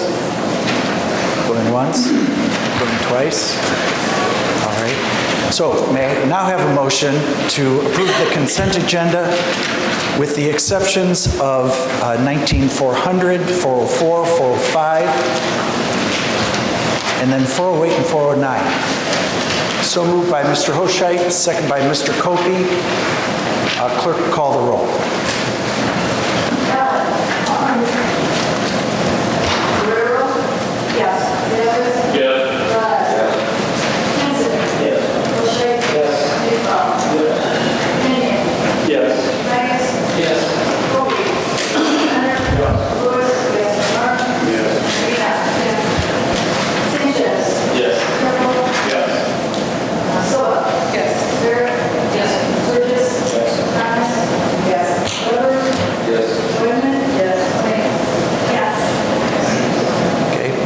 Motion and a second to discuss and potentially pass number 19-400. So moved by Mr. Hoshite, second by Ms. Allen, Ms. Thomas. Thank you, Mr. Chairman. I have no objection to this resolution, which is to extend a lease. I remove it from the consent agenda just to raise a question. We're keeping the rent level, and I don't know if the rent amount is inclusive of utilities or not, but it just kind of begs the question, how many other leases, how many other instances where there are fees that are being kept level? One-offs, it's not a large impact, but across the board, those, it adds up to real dollars. So I just wanted to raise the question. Okay, does someone have an answer on that one? Mr. Sparks, would you like to hazard Mr. Sparks? Hi. In terms of intergovernment agreements, they've always been kept level for the most part. There's probably an additional 4 or 5 other leases that we have intergovernment agreements with, and they've all been kept pretty level year after year. Okay, and all of these leases go through which committee? These go through the administration committee. So they go through administration. So, and nearly all of them? Okay, that was the answer. Okay, Ms. Thomas. Final question. Is this inclusive of utilities? This is all. They're utilities separate. This is all inclusive. Usually. Okay. So that means that we pay the utilities. So it's not like a net lease. So we pay the utilities for these. That's correct. Okay, Ms. Allen. Certainly can't say that I invented this concept, but the courthouse, the 3rd Street Courthouse, is leased to several different entities for quasi-judicial matters. And I'm going to just make a guess that it's done at the pleasure of judiciary and the board. If we needed to take those spaces back to the corporate, then we would do that. So as it is, it's a variation of the government. Okay, is it possible that we pay the utilities here? Because if we didn't pay it here, we just have to approve it in these various budgets, for other departments or agencies? Let me be one place. Why don't we take a look at that for future ones? Good, thanks. Okay, thank you for the question. Other comments, questions? Okay, if not, I should have asked for a motion and a second to discuss. Oh, and I think I had that. Who? O'Shea and Allen. Okay, so we have a motion and a second. Any further discussion? Seeing none, clerk, call the roll. Ellen? Darrell? Yes. Yes. Yes. Hanson? Yes. O'Shea? Yes. Yes. Yes. Yes.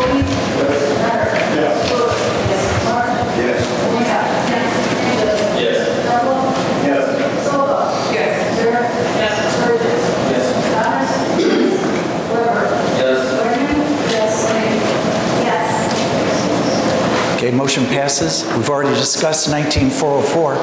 In the meantime, during this next month, there's very good work, thorough work done on this by Mark Davis, which committee was it that this one went through?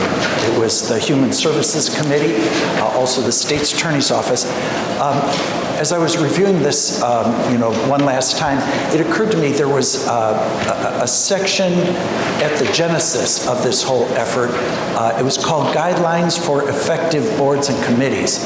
And I'm not sure that that's been incorporated into this. Might be, considered and put in as an amendment at that next time. If that's allowed in the procedure, it might have to then go another month to be posted. But is there any thought, or outside of this meeting, board meeting, just to get the information of what occurred with that? So, we'll outside, or do you want to comment here? We can talk. Okay, outside. Thank you. Was it Keats said, brevity is the soul of wit, especially today? Thank you, Mr. Davis. Number 19405, may I have a motion and a second? So moved by Dr. Silva, second by Ms. Sterrett. Dr. Silva.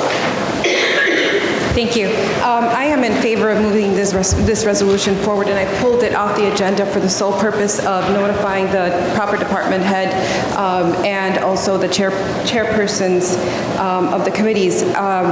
It has been brought to my attention that outside of the Judicial Center, some of the deputies are actually pouring salt outside of the entrance because there are icicles coming down and they can be very dangerous. So if anything ever combines judicial and public safety, this is probably it.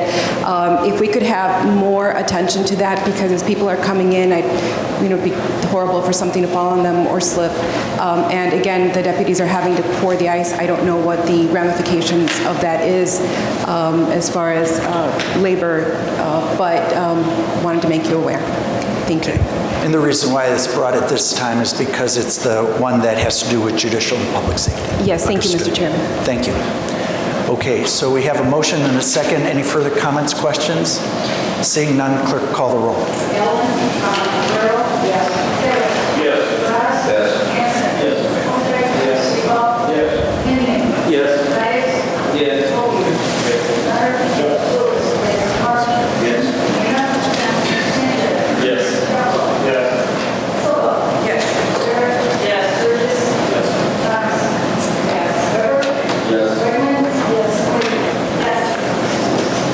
Motion passes. Finally, with the person who pulled him off, Mr. Caius's permission, do you mind if we do these together, 408 and 409?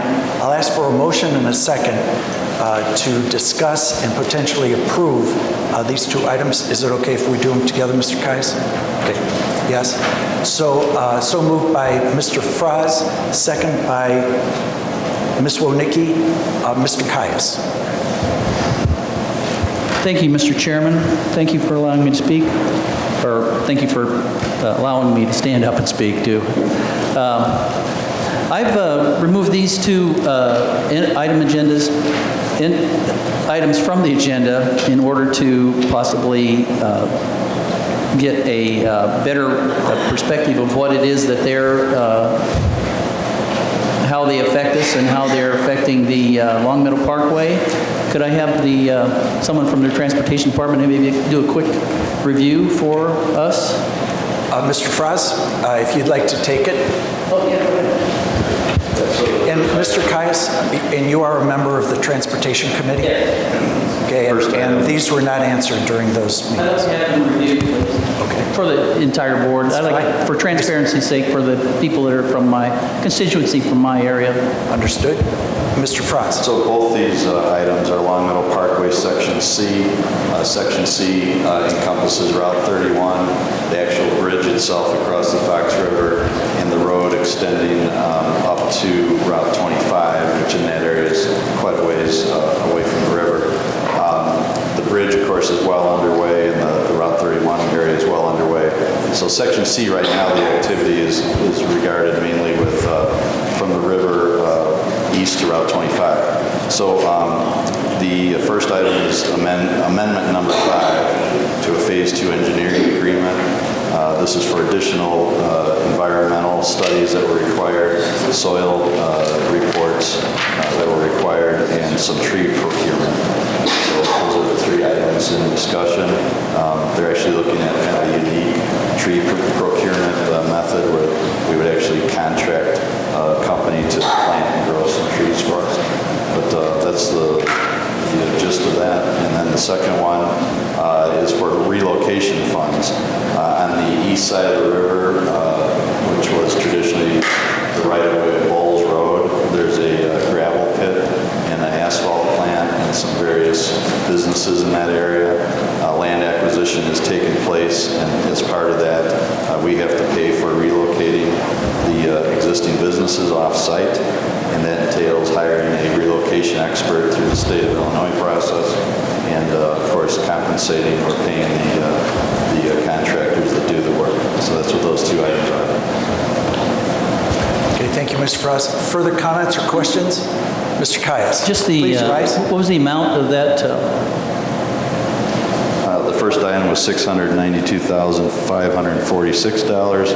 The second one was $2,832,000. Okay, other thoughts or questions, comments? Seeing none, clerk call the roll. Helen? Guerrero? Yes. Yes. Glass? Yes. Colchester? Yes. Sigma? Yes. Yes. Bates? No. Cody? Leonard? Yes. Lewis? Yes. Martin? Yes. Rena? Yes. Taylor? No. Sheffield? Yes. Silva? Yes. Barrett? No. Sturgis? Thomas?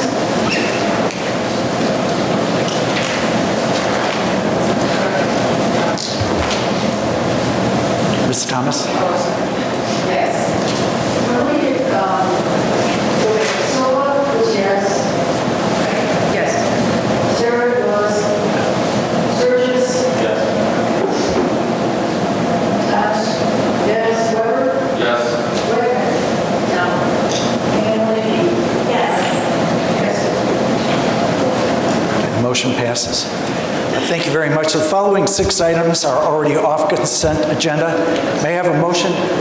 May I have a motion and a second to approve number 19-410? So moved by Mr. Sturgis, second by Mr. Weber. Any thoughts, comments? If not, clerk call the roll. Oh, excuse me, Dr. Silva. Thank you. I have several questions, probably best answered by Human Resources. I have somebody from Human Resources. Well, if you'll ask the questions, and then we'll see if the chairman of that committee would like to handle it, or whether we'll have... I would be happy to.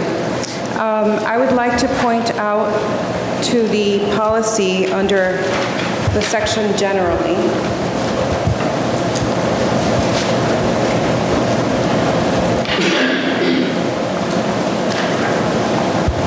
That states disciplinary action may be taken against an employee for a violation or infraction of written or adopted county policy. So the first couple of questions are binary. Mr. Chairperson, are there circumstances that direct staff to work outside of the hours of 8:30 to 4:30? I don't know that I can answer. For specifics like that, Okay.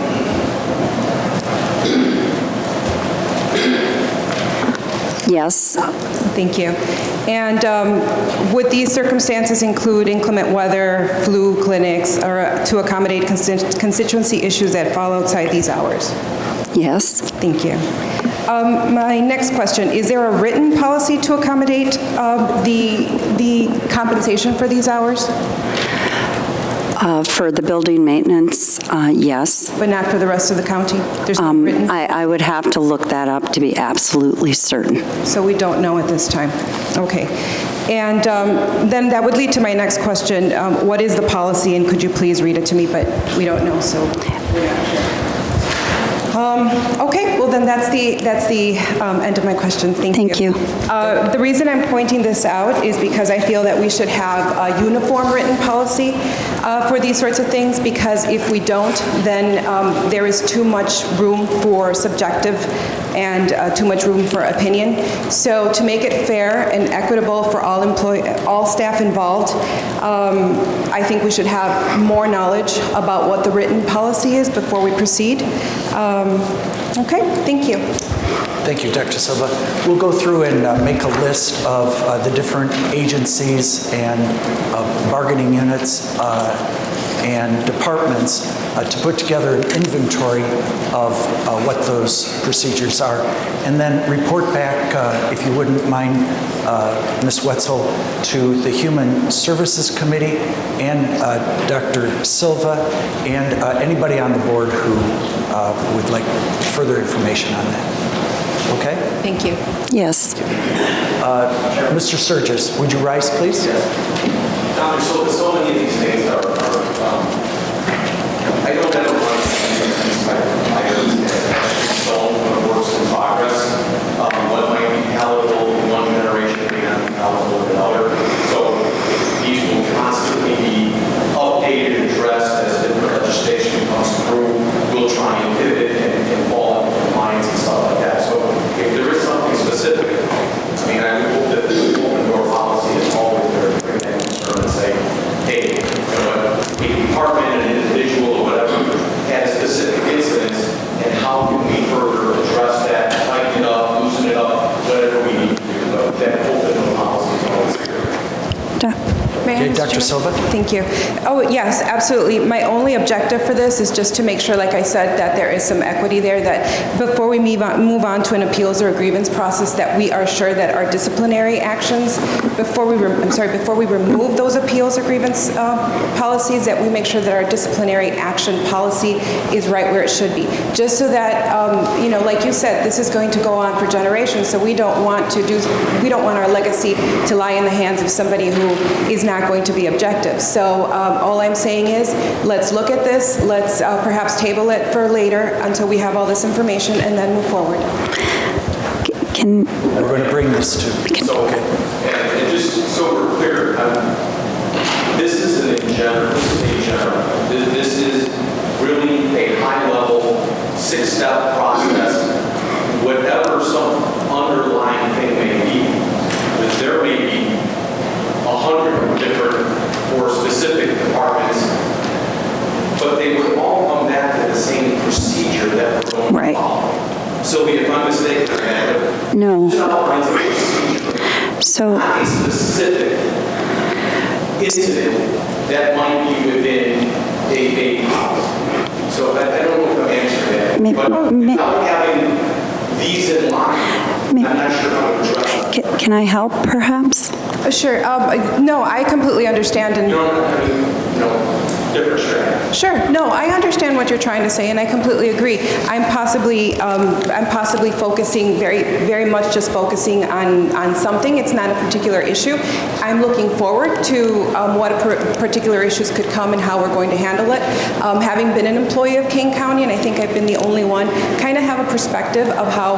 Oh, two. Okay. I have a perspective of how employees and staff feel when something goes wrong, and that perhaps they want to have an opportunity to say, okay, I want to be heard. This is completely wrong because of this. And when we take away that ability to be heard, I think that's not good. I think that does everyone in Kane County a disservice. So it's not a particular.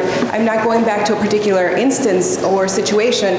All I am saying is, let's look at the policy. Let's make sure that there's some uniformity there. I understand things are different, and aside from meeting, you and I can talk and I can share some of the things that have happened in the past that seem clear-cut, but they're not. Some of those topics relate to things that have been discussed in executive session, so I'd be happy to share with you individually. So yes, it's not a particular instance. This is just ensuring that our employees and our staff have an avenue to be heard. I think in the 6 steps outline, truly, that is a give and take at both levels. If you were to look at these 6 steps, it suggests that there's no give and take, there's no means of communication. You don't know that you're through it.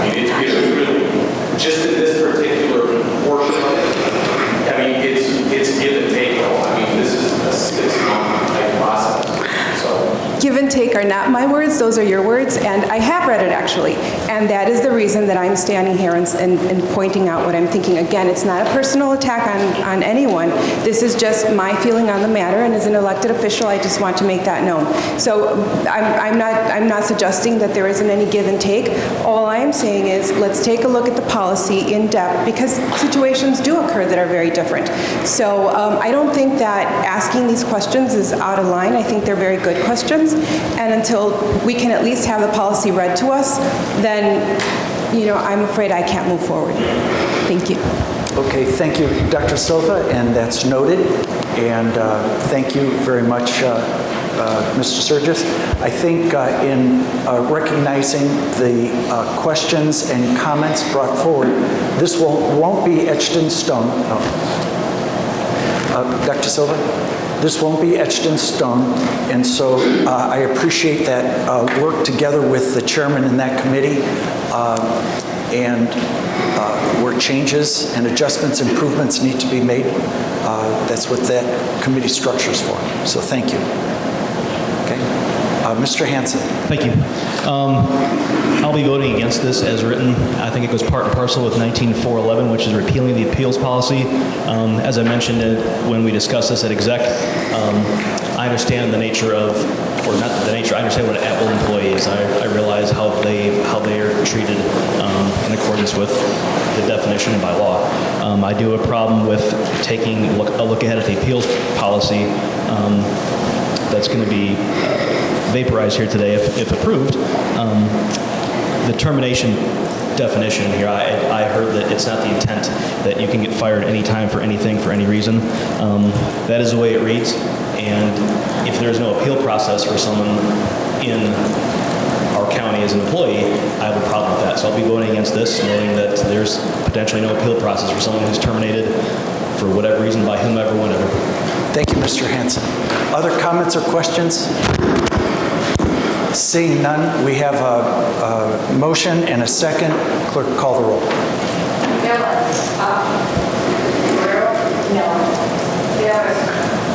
Yes. Yes. Hanson? Bullshit. Yes. Yes. Kane? Yes. Ayers? No. Kobe? Yes. Yes. Lewis? Yes. Martin? Yes. Molina? No. Sanchez? Yes. Cheflo? Yes. Silva? No. Sterrett? No. Surgis? Yes. Thomas? Yes. Weber? Yes. Wegman? No. Lenny? Yes. Passes. Motion passes. May I have the indulgence of the board to handle number 19, 411, and 412 together, being related? Seeing no objection, may I have a motion and a second to discuss and potentially approve numbers 19, 411, and 12. So moved by Mr. Hoscheit, second by Mr. Surgis. Discussion. Mr. Hanson? Hoping that the members of the board have had the chance to review the, I wouldn't call it advice, I'd call it guidance, the comments or guidance, if you will, offered by the state attorney and their concerns with these proposals. I don't view this as housekeeping. This is a rebuild, and I have a fundamental problem with someone who is gainfully employed through collective bargaining. But whether if I'm governed in a CBA or not, if I'm an employee of the county, I would like to know that I had my chance to give my side of the story. And as long as we just amended the discipline policy, which means you can get fired for anything for any time, I'd like to think that our employees here, whether they're current employees or new ones, have their chance to have their day in some sort of form where they can explain what happened. To me, it's not a union versus non-union thing. There was a latent tone to discussion both at exec and a little bit before that, and that to me is unfortunate. We have people in here they've served a full career. We have people in here that establish in their careers. We have people that have JOBs, and maybe that's all it is a job. And no matter what environment you work in, you want to be able I should be thinking more wronged. It's simply giving employees a chance to have due process. It's simple as that. I'll be voting against these collectively, 411. Thank you, Mr. Hanson. Any other thoughts or comments? Seeing none, clerk call the roll. Ellen? Guerrero? No. Davis? No. Frye? No. Hanson? No. Boucher? Yes. Big Bob? Present. Kane? Yes. Tice? No. Kobe? Yes. Leonard? Yes. Lewis? Yes. Martin? Yes. Lena? No. Sanchez? No. Sheffield? Yes. Silva? No. Sarah? No. Burgess? Yes. Thomas? Yes. Weber? Yes. Redmond? No. Lee? Yes.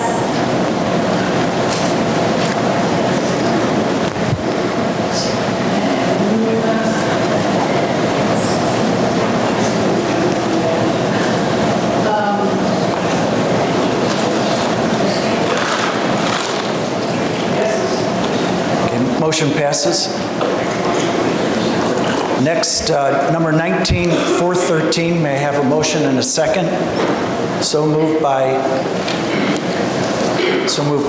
Dr. Silva, second by Mr. Fraz.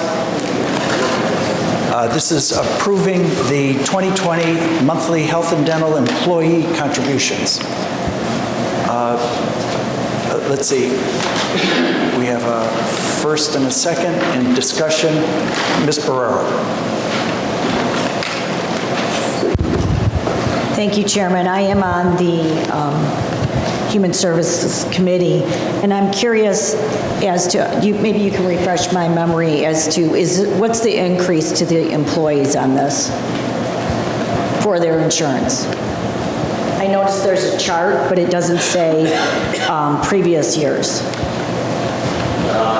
Silly my answer there, but I don't think there is. That's what I want to know. There is no increase in the medical. There was an increase in the dental, and I beg your pardon? It was nominal. It was under $1. Okay, thank you. Other questions or comments? Dr. Iqbal? I object to this list. There are employees who are over 65. They should be getting Medicare. They're eligible for that. They should be getting Medicare instead of putting all that insurance burden onto the county. I believe there should be more columns here, and that list is not sufficient at this point. Okay. I'll ask Ms. Wetzel if, can you answer that today, or is that something we need to research? Then briefly. So if we have employees that are Medicare eligible, we cannot force them to take Medicare as their coverage. So that is not an option for an employer. They cannot be forced. Okay, thank you. It's a legitimate concern that's being raised if there's another program. I understand. So I appreciate your raising it, and constrained by the statute is what I'm understanding by the question and the answer. Other thoughts, comments? Seeing none, clerk call the roll.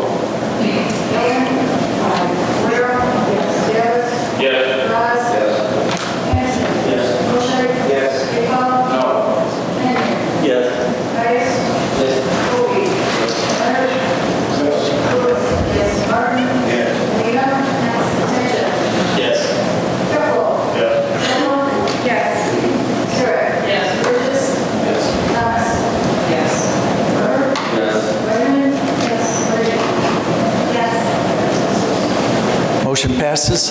May I have a motion and a second to discuss and potentially approve number 19-414, establishing a county cannabis retailer occupation tax in the unincorporated areas of County of Kane, Illinois. So moved by Ms. Wonicky, second by Ms. Allen. Discussion? Mr. Hanson? To give us the ability to stay nimble and to let this market stabilize. It's a new market, it's a new industry. There's 11 other states that have legalized recreational cannabis. Illinois has done more to commercialize it and give us the opportunity to establish the businesses and generate revenue from businesses that are built. We backed off of the maximum that we would be charging the municipalities within the county from the maximum of 3%, back it down to 2.5%. As it establishes itself, perhaps we'll see the need or the ability to ratchet up to 3%. I'd like to do the same thing here and back off a half percentage point to 3.25%, and that gives us, again, the ability to let this market stabilize and then give us another chance to increase revenues and tax these businesses as we see fit.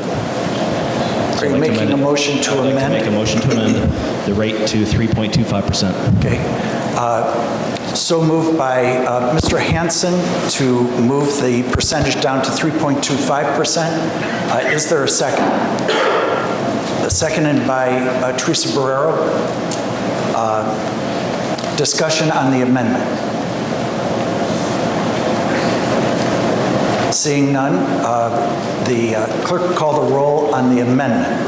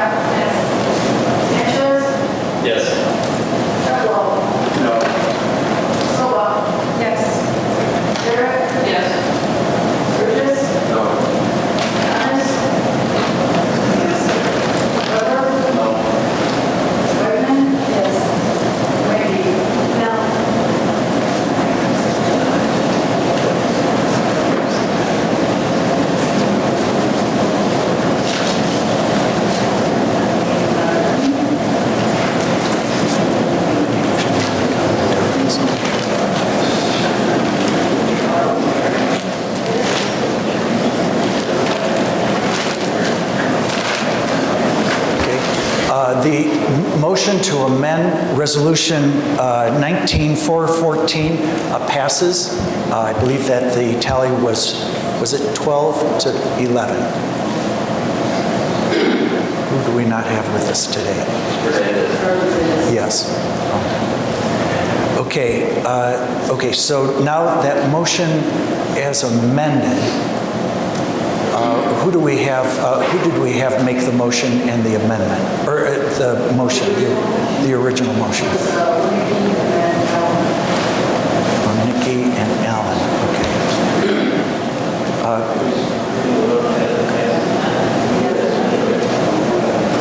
That was the amendment, and now the motion. So I'd like to consider a motion to approve number 19, discuss and potentially approve number 19-414 as amended. So may I have a motion? So moved by Mr. Sanchez, second by Mr. Hanson.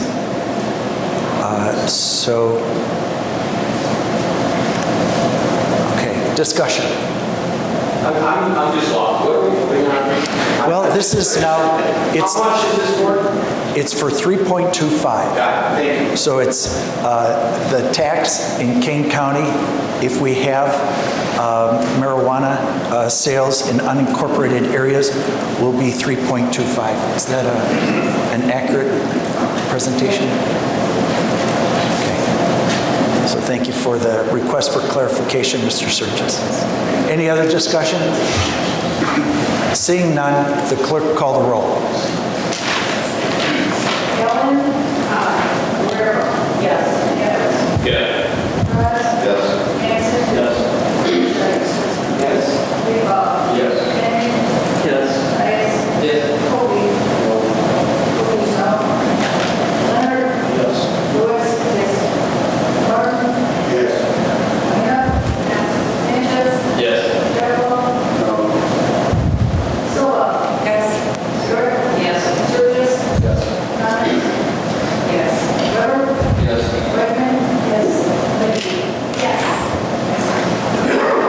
So the motion passes. Now may I have a motion and a second for number 19-415? So moved by Mr. Leonard, second by Mr. Sanchez. This is the motion and second to prohibit cannabis business establishments in Kane County, what's usually referred to as an opt-out resolution. So discussion. Mr. Franz. In listening to the discussion on this, I've been sort of on the periphery of it, but what really struck me was Sheriff Kane's comments about the increase in crime around these establishments. I know there are arguments that maybe those figures aren't exactly right, but for those of us that represent the rural counties, I would just like to ask the board to keep in mind that, at any given time, we might only have 5 deputies on the road throughout the entire county, but in the valley, in the municipal areas, if you call the police, you get 10 guys here in 5 minutes. If you're out in Hampshire, you might get 1 guy there in 20 minutes. So we've been asking the sheriff, both the current and previous sheriff, to operate with less than is allotted normal number of deputies. So I'll be voting no on this because I support what he said, and I don't want to put any additional burden on the sheriff's office. Thank you. Okay, further discussion? Mr. Caius? Just a question on a question and a comment. Voting yes would prohibit it. Is that correct? Yes. So you would be voting, if you're not in favor, I know it's confusing. If you're not in favor, you'll vote yes. If you're in favor of opting out, you're a yes vote. Right, yeah. Thank you, Mr. Chairman. I'd like to offer my perspective. Last night I returned from Washington State after a short visit with my daughter and grandson. And I have other daughter who also lives in Oregon and family in California and Washington State as well. And those are all states that have legalized and decriminalized marijuana. And I've also, a number of years ago, spent extended time with my mom as I helped her in Washington State with health problems.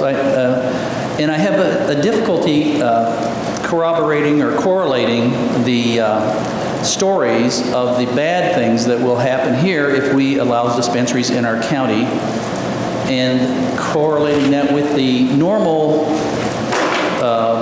condition of living in Washington, Oregon, Idaho, and in other states that seem to be going along fine without a great rise in criminal activity or the degeneration of the quality of life. I'm originally from Idaho, and I know in my home county of Twin Falls, Idaho, they have an extremely overcrowded jail system, and I suspect in Idaho, because they do punish people that do minor offenses of possession with pretty serious penalties, that's part of the reason that they are currently having that. They have a number of incarcerated individuals and it tends to be unfair in the way that it's meted out.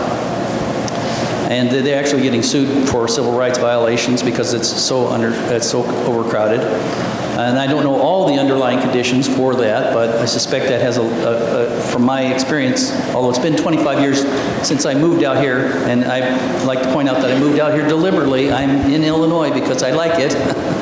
It's a good place to live. Let's see here. So, and also I have a background in science and statistics, and I know that numbers can be manipulated to prove almost any point, even unwittingly. So things can sound much worse than they are if you don't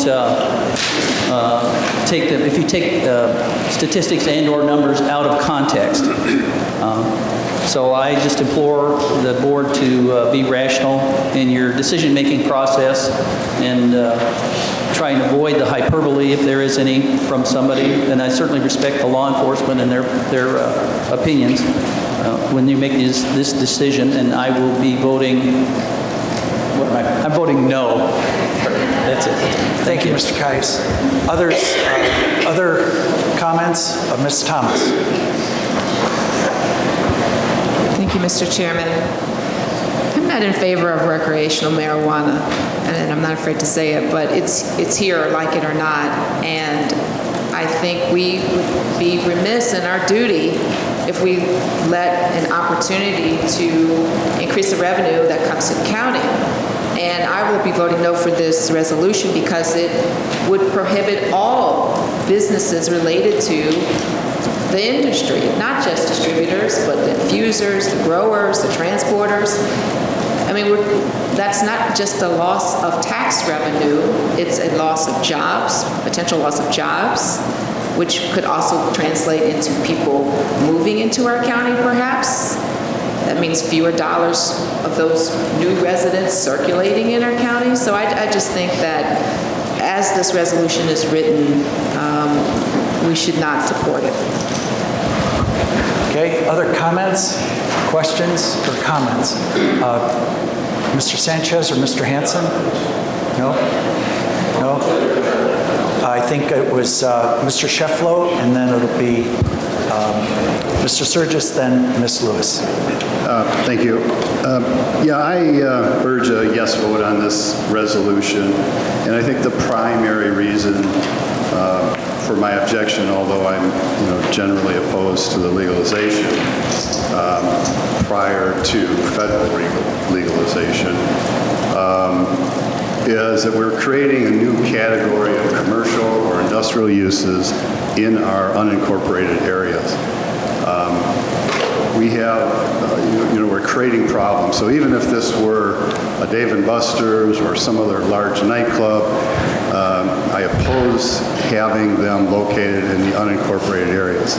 I don't know about the statistics with respect to the crime, but if you have a building in an unincorporated area that handles a lot of cash, handles what is truly illegal in, I think, most of the adjoining states, I'm not sure if it's all of them, there is an incentive there to rob that building. Or the same thing if it's a Dave & Buster's. I mean, there are going to be more calls than there would be if that remained a vacant lot, which is what I would advocate for. West Dundee, I was reading in the Herald today, they're discussing this, and they're discussing approving one facility in their Randall Road corridor, or Route 31 corridor, maybe. So then the county would come along and locate one adjacent to their boundaries, perhaps. So now we're putting two in West Dundee. So it's either going to be rural or we're going to be imposing on our municipalities and assuming that, well, they've got police and fire, they'll come to the rescue. So it's just an inappropriate land use. Finally, it's not, this does not foreclose all of these options in the future. So a year from now, we could change our mind. We could come back and permit uses 5 years from now or something like that. It's not a permanent resolution. Thank you, Ms. Shefflow. Mr. Surgis, and then Ms. Lewis. This whole thing has been really confusing, and Matt, I'm looking for helping me clarify it. And Chris, the photos that you posted from this weekend but for me, my understanding of this, and Steve, you might know this better, this is a cash business that's not federally insured. So there's lots of dollars, cash, green dollars that sit in these facilities. And our professional, our sheriff said, I don't have the manpower to fringes.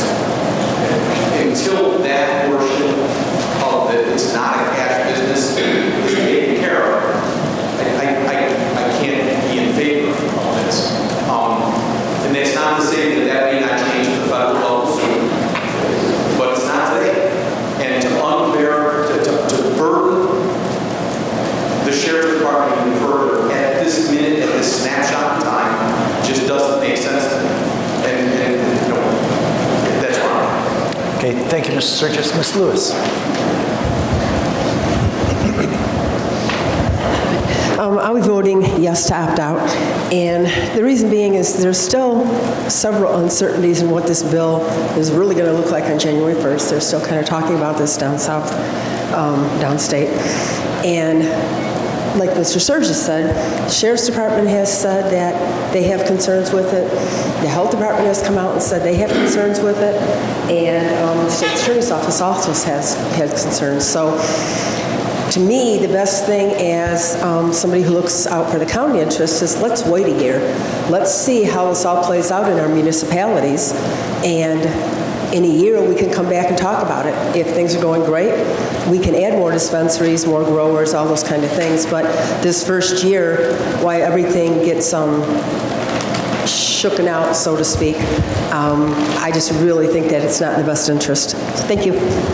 Thank you, Ms. Lewis. Mr. Leonard. Thank you, Mr. Chairman. I'm going to vote yes to opt out too. And it's not because I have a personal preference on selling it in an unincorporated area or in an incorporated area, but the reason being twofold. Number one, the sheriff has spoken to me many times about the fact that this will create additional manpower, which he quite frankly doesn't have. This year, his budget was cut $2.7 million.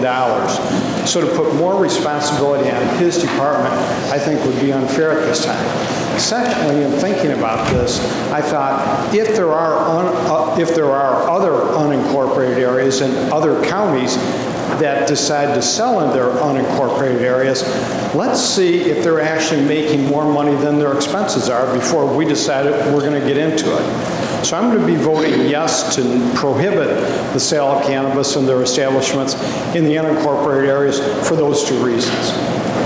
Thank you, Mr. Leonard. Other comments? Ms. Sterrett.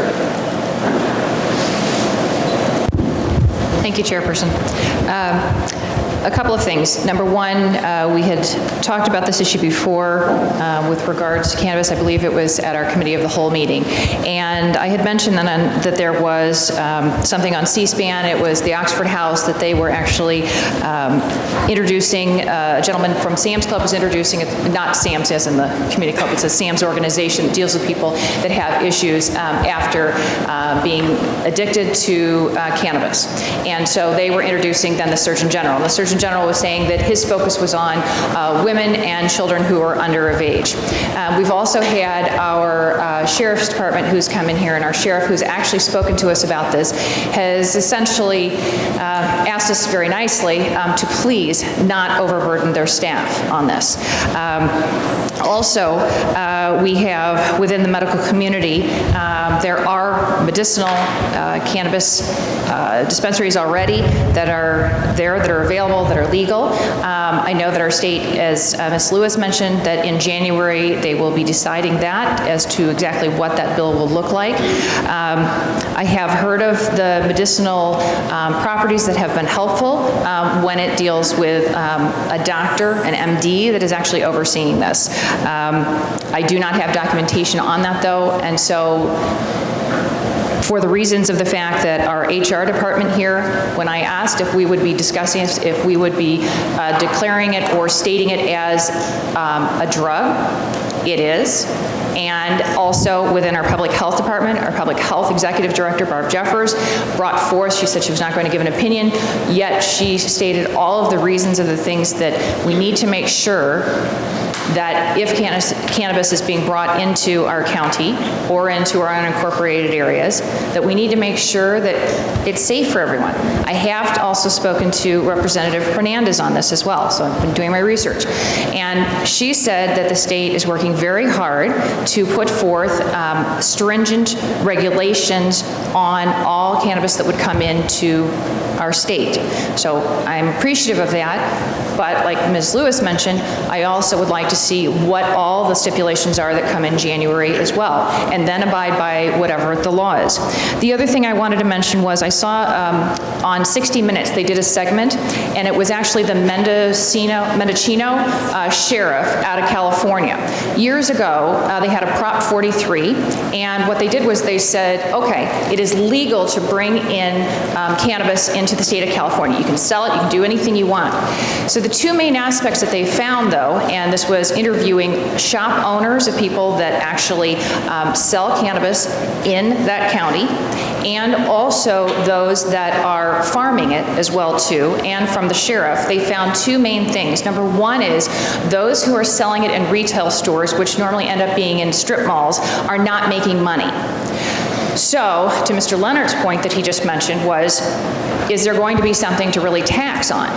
And is there, I mean, I understand entrepreneurial spirit, which is, I think, is always positive, and I also think that if there is a business that comes in, we should tax and receive our portion of it. However, are they going to be making money off of this? And the second thing is, the sheriff mentioned, and this was the one in the 60-minute segment, was that now they have to have on a biologist with them so that they fly out on helicopters. They go to the actual land where these people are actually farming it, because they're not supposed to, and they're supposed to be following all the regulations the state has put forth, but yet they don't have all of them. They cut down all of the different plants that are there, and then within a week they're back again. But there's an added fee that not only the sheriff's department has to come up with, they have to do it because of the areas with helicopters. They have to bring on a biologist as well to be able to then regulate this. So there's an awful lot that comes forth on this, and that's the reason why one of the things that I think we should take a look at is whether or not this really is something that will be a viable situation here in the area. I'd like to make it safe, and if it is, then we can discuss it from there. But there are no safeguards right now. The state has not voted on it yet. They won't do that until January. So thank you. Okay, thank you, Mr. Hanson, you have your microphone ready to go. This has been an interesting discussion. There's a lot of folks with some interesting thoughts. This is not a bill. This is a public act that's going to be in place on January the 1st. There's 610 pages that go into this public act, and all the questions that were asked here have already been answered. There's some cleanup work being done in Springfield regarding a few things, but the structure and the key components that would you either be in favor of or be averse to, depending upon where you fall, your own personal viewpoints, it ain't going to change. I have the utmost respect for any level of law enforcement. The problems that could arise by legalization of cannabis are going to be there, or here, I should say, within our county, whether if we allow these businesses to establish or not. I also have faith in that group working together with the zoning and development and this board to make sure that we don't get overzealous with what we allow or we allow it. There's already proposals in case we happen to opt in for a zoning hearing tonight to start addressing these concerns. There is so much in there regarding setbacks that it'll put you to sleep. It's important to realize that this is not going to be, again, the analogy I've used is these are not Dunkin' Donuts or Walgreens. In the first year, there's 55. They went from 57 to 55 dispensaries for the entire state. So if you think you're going to be running into a bunch of them, like a Dave & Buster's in the rural areas, which I don't know about, it's just not going to happen. And it's unfortunate that we can't do this a la carte. I think there's more aversion to the dispensaries than the other types of businesses that can be established within the legalization of cannabis. But it's opt-in for all the types of businesses or opt-out. By opting in, and if we give these businesses a chance to establish themselves, should they go through the zoning process, the zoning and petition process, just as though they were building a Dunkin' Donuts or a warehouse, we still have control over what we allow in our county and what we don't allow. We've already seen suggestions about which districts or which parts of the county we could allow it in. There's plenty of safeguards in place. The last thing I'll add, because I didn't know we were going to go this way, is that the county doesn't have an obligation to regulate, to monitor what goes on in these businesses. Just like gaming, there is a state agency that monitors gaming. You have liquor agencies and health agencies that aren't a part of the county right now. That would be taking care of the monitoring of what they're doing. And if you've been outside today, it's not very nice. If anyone happens to get should we opt in and someone starts growing this stuff, it's going to be in the building, okay? You can't grow anything, including weed, outside in this environment year-round. I know that we're smart enough to realize that, so I'll be voting opt in. A lot of questions. I can't believe we're still here asking them. It's going to be a law January the 1st. It's been legislation that's been in place for a while. I shouldn't say legislation that's been in place for a while, but the discussion's been there for a while. The answers are in front of you if you want to go find them. It is a tough decision to make. I'll absolutely be voting to leave our options open by not opting out. Just for clarification, the resolution before us is to opt out. It's not an opt out or opt in. And so your concluding remark about I'll be voting against opting out, that I understand. Mr. Sanchez? Thank you, Mr. Chairman. They say cannabis is a drug that causes fear and paranoia in people who haven't tried it. It's tongue-in-cheek, but I think it illustrates a point. We've heard numbers that crime is going to increase by up to 1,425% around a dispensary, and that sounds pretty scary. I went to the source of that information, the actual study that was quoted to us. In that study, they show those numbers, and then they go on to say that they don't have a strong relationship between those numbers and cannabis businesses, and that if these laws were enacted in other geographies, in other areas, you cannot expect the same results. So that also means there could be something else that's causing those numbers, maybe population increase, things like that. That's how statistic works. You see a relationship, you see, oh, cannabis passed, crime goes up. Is there a direct relationship? Is there a strong relationship? And that study that has been quoted to us, that has been repeated by many of us here today, that study says there's not a strong relationship, and it probably won't happen anywhere else. You won't see those numbers.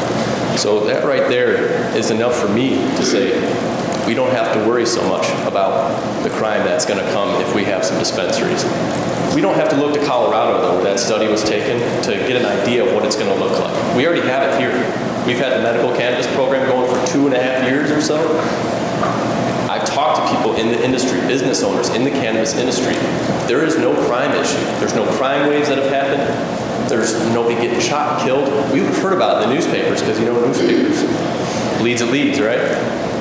Can't find it. So we already have our test in the medical cannabis program. And outside of that, one additional measure that is because of the fact that they're not federally insured, these places are built like Fort Knox. And actually, Fort Knox might be taking some notes from these cannabis businesses. You cannot get to the money in these places. It is so super hard. It's like Ocean's 11, if you guys seen that movie. You have to go to that level to get the cannabis money out of those safes. So just some food for thought. Thank you.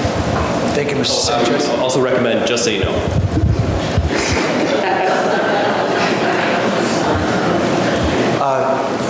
Ms. Sterritt for a second time, and then Ms. Wonicky.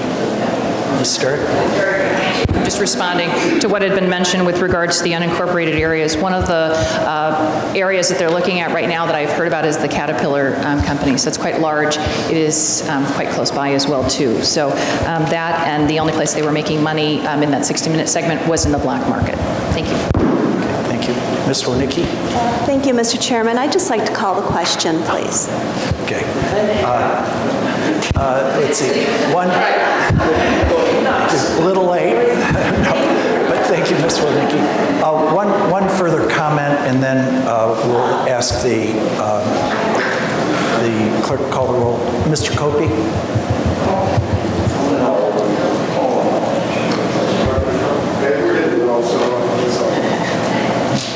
Okay. Thank you, Mr. Copey. I appreciate your deference to... Okay, the clerk call the roll.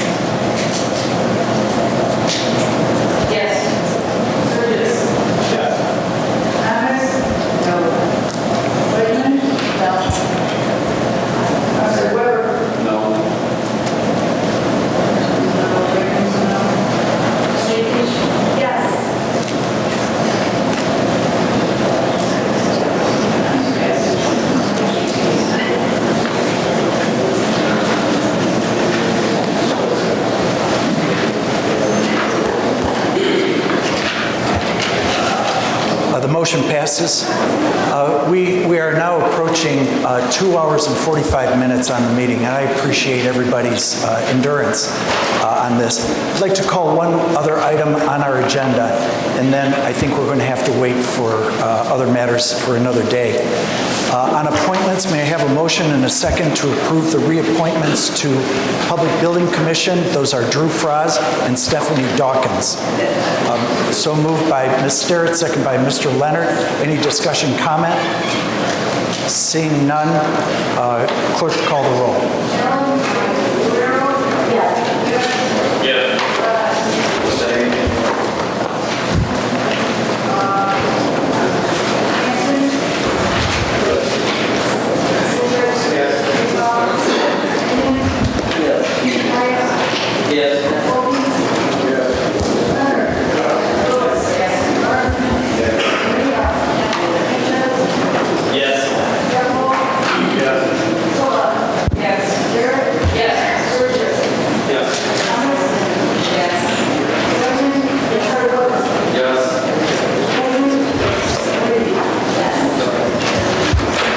Motion passes. May I have a motion and a second to adjourn? So moved by Mr. Kenyon, second by Ms. Wernicke. All those in favor say aye. Those opposed, nay. Ayes have it. Thank you very much. I appreciate your